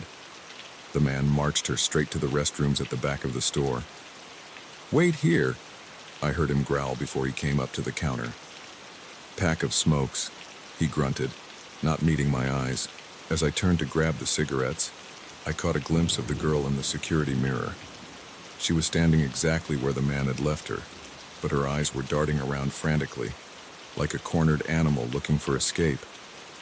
I handed the man his cigarettes, trying to keep my voice casual as I asked, "Everything okay with your daughter?" His head snapped up, eyes narrowing. "Mind your own business," he snarled, snatching the pack from my hand and stalking back to the girl.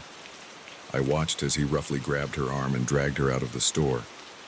My stomach churned. Something was very, very wrong. Over the next few weeks, I saw more girls like her, always young, always with older men who treated them more like property than people.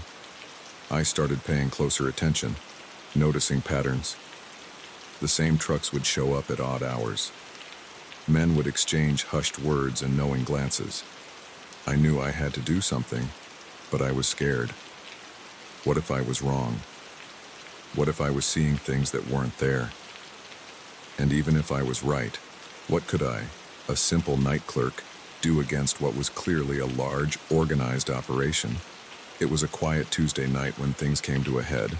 A big rig pulled in around 3 a.m., and I recognized the driver as one of the regulars I'd been watching. He came in alone, but when he left, he had 2 young girls with him. They looked drugged, barely able to walk straight. My heart was pounding as I watched them climb into the truck. This was it. I couldn't stand by any longer. With shaking hands, I picked up the phone and dialed 911. 911, what's your emergency? I took a deep breath. I think I've uncovered a human trafficking ring operating out of Big Rig's truck stop on Highway 20. The dispatcher's voice sharpened. Can you elaborate, sir? I told her everything I'd seen over the past few weeks, describing the girls, the men, the patterns I'd noticed. As I spoke, I kept my eyes on the security cameras, watching the parking lot. Units are on their way, the dispatcher assured me. Is there anything else you can tell us? Just then, I saw movement on one of the screens. A van had pulled up, and men were ushering more girls into it. They're moving them now, I said urgently. There's a van. Suddenly, the bell over the door jangled. I looked up to see one of the men I'd been watching walk in. Our eyes met, and I knew he'd heard me. I have to go, I whispered into the phone, hanging up quickly. The man's eyes narrowed as he approached the counter. Who were you talking to? He demanded. Just my girlfriend, I lied, trying to keep my voice steady. She worries if I don't check in. He didn't believe me. I could see it in his eyes. Come out from behind the counter, he said, his hand moving to his waistband where I caught a glimpse of a gun. My mind raced. I couldn't let him take me outside.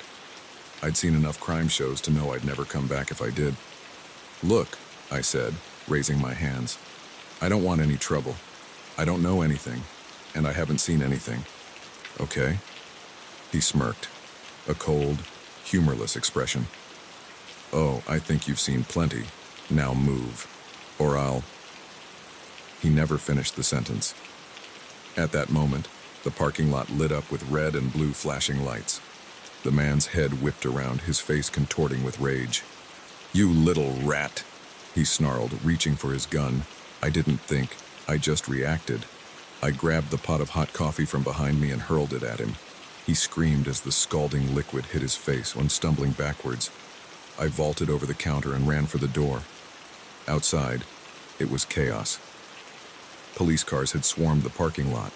Officers were shouting orders, their guns drawn. The van I'd seen earlier was trying to back out, but a police cruiser blocked its path. I burst out of the store, my hands raised.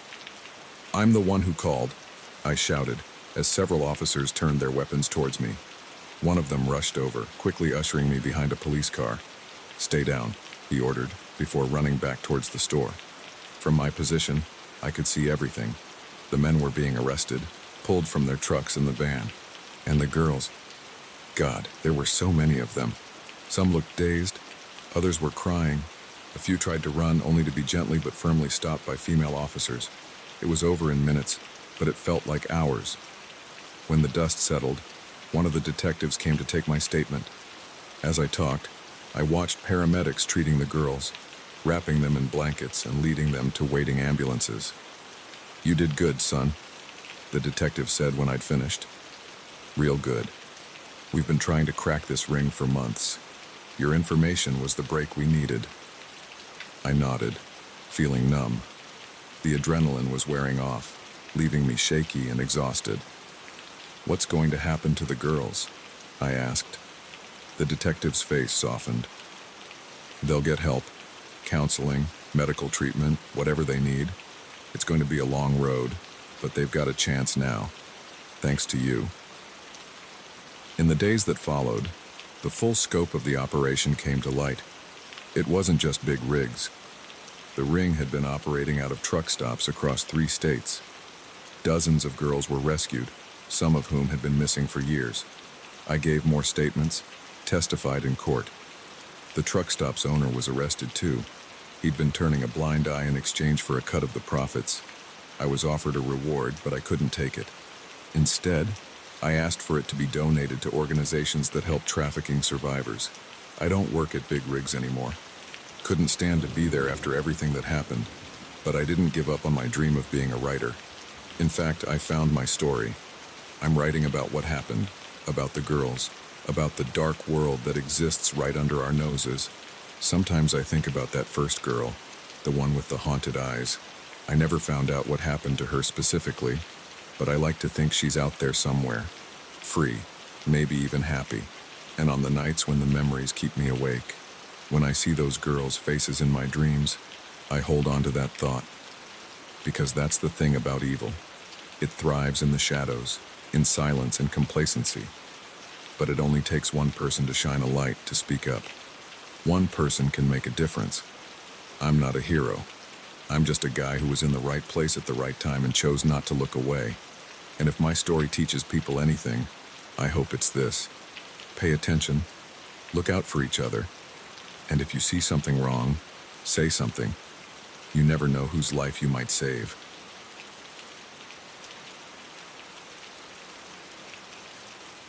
The crumbling facade of Ravenswood Asylum loomed before me, its broken windows staring down like hollow eyes. I'd come here looking for thrills, for that perfect creepy photo to boost my urban exploration blog. Instead, I found myself trapped in a waking nightmare, hunted through decaying corridors by those who should have been long gone. Sometimes, the dead don't rest easy, and the insane never truly leave. My name's Maya, and I've always been drawn to abandoned places. There's something hauntingly beautiful about a building left to decay, nature slowly reclaiming what man has discarded. I run a fairly popular blog showcasing my urban exploration adventures, and when I heard about Ravenswood, I knew it would be my masterpiece. The asylum had been abandoned for decades, shut down after a series of scandals involving patient abuse and unethical experiments. Local legends spoke of hauntings, of screams echoing through the empty halls at night. I didn't believe in ghosts, but I believed in the power of a good story. I arrived just before sunset, my camera bag heavy on my shoulder. The fence surrounding the property was rusted and bent, easy enough to slip through. As I approached the main building, a chill ran down my spine that had nothing to do with the cool evening air. The front door hung off its hinges, creaking ominously in the breeze. I flicked on my flashlight and stepped inside. The beam cut through the gloom, revealing peeling wallpaper and debris-strewn floors. The air was thick with dust and the musty smell of decay. I moved deeper into the building, my camera clicking away. Every shadow, every broken piece of furniture told a story. I imagined the lives that had been lived and lost within these walls. It was as I was setting up a shot in what must have been a patient's room that I first heard it. A shuffling sound, coming from the corridor outside. I froze, listening intently. It could have been the building settling, I told myself, or maybe an animal that had found its way inside. But then I heard something else. A voice, faint and distant, calling out, "Hello? Is someone there? Please, I need help." My heart started racing. Had another urban explorer gotten hurt, or was this some kind of trap? Against my better judgment, I moved towards the sound. "Hello?" I called out. "Where are you?" The voice came again, closer this time. "Here, I'm here. Please, help me." I rounded a corner and my flashlight beam fell on a figure huddled against the wall. It was a young woman, dressed in what looked like an old-fashioned hospital gown. She squinted in the sudden light, raising a hand to shield her eyes. "Oh, thank God," she said. "I thought no one would ever come." Something felt off. Her clothes, her manner of speaking. It was all wrong. But she looked so scared, so vulnerable. "Are you hurt?" I asked, taking a step closer. "How did you get here?" She stood up slowly, keeping her eyes down. "They brought me here," she said softly. "The doctors, they said they were going to make me better." A chill ran through me as the implications of her words sank in. This wasn't possible. The asylum had been closed for years. Unless... I raised my camera, snapping a quick picture. The flash illuminated the corridor for a split second, and what I saw in that moment of clarity made my blood run cold. The woman was transparent. I could see the wall behind her through her body. I stumbled backward, my heart pounding. "What are you?" I gasped. Her head snapped up, and I saw her eyes were completely black. A terrible smile spread across her face, revealing rows of sharp teeth. "We're the ones they left behind," she said, her voice suddenly deep and inhuman. "And now you're going to join us." I ran. I didn't think, didn't plan, just turned and fled back the way I'd come. Behind me, I could hear her laughing, the sound echoing off the walls. As I raced through the corridors, more voices joined hers. Whispers and screams seemed to come from everywhere at once. Shadows moved at the edge of my vision, figures darting just out of sight. I burst into what must have been the main hall, a vast space with a grand staircase leading to upper floors, and there, blocking my path to the exit, stood a group of people. Some wore patient gowns, others the uniforms of orderlies and nurses. All of them had the same black eyes, the same terrible smiles. "Welcome home," one of them said, a tall man in a doctor's coat. "We've been waiting for you." I backed away, my eyes darting around for another escape route. "This isn't real," I said, more to myself than to them. "You're not real." The doctor laughed. A chilling sound. "Oh, we're very real, my dear, more real than you can imagine. We've been trapped here for so long, waiting for someone like you, someone to set us free." They began to advance, their movements jerky and unnatural. I turned and ran for the stairs, taking them two at a time. I could hear them behind me, their footsteps thundering on the old wood. The upper floors were a maze of corridors and rooms. I ran blindly, no longer sure which way was out. Every turn brought me face to face with more of them. Patients with vacant eyes, nurses with bloody uniforms, doctors wielding rusted scalpels. I found myself in what must have been a treatment room. Old electroshock machines stood silent witness to past horrors. The only way out was a small window, barely big enough for a person to fit through. As I struggled to open the rusted latch, the door burst open behind me. The spirits poured in, their cold hands reaching for me.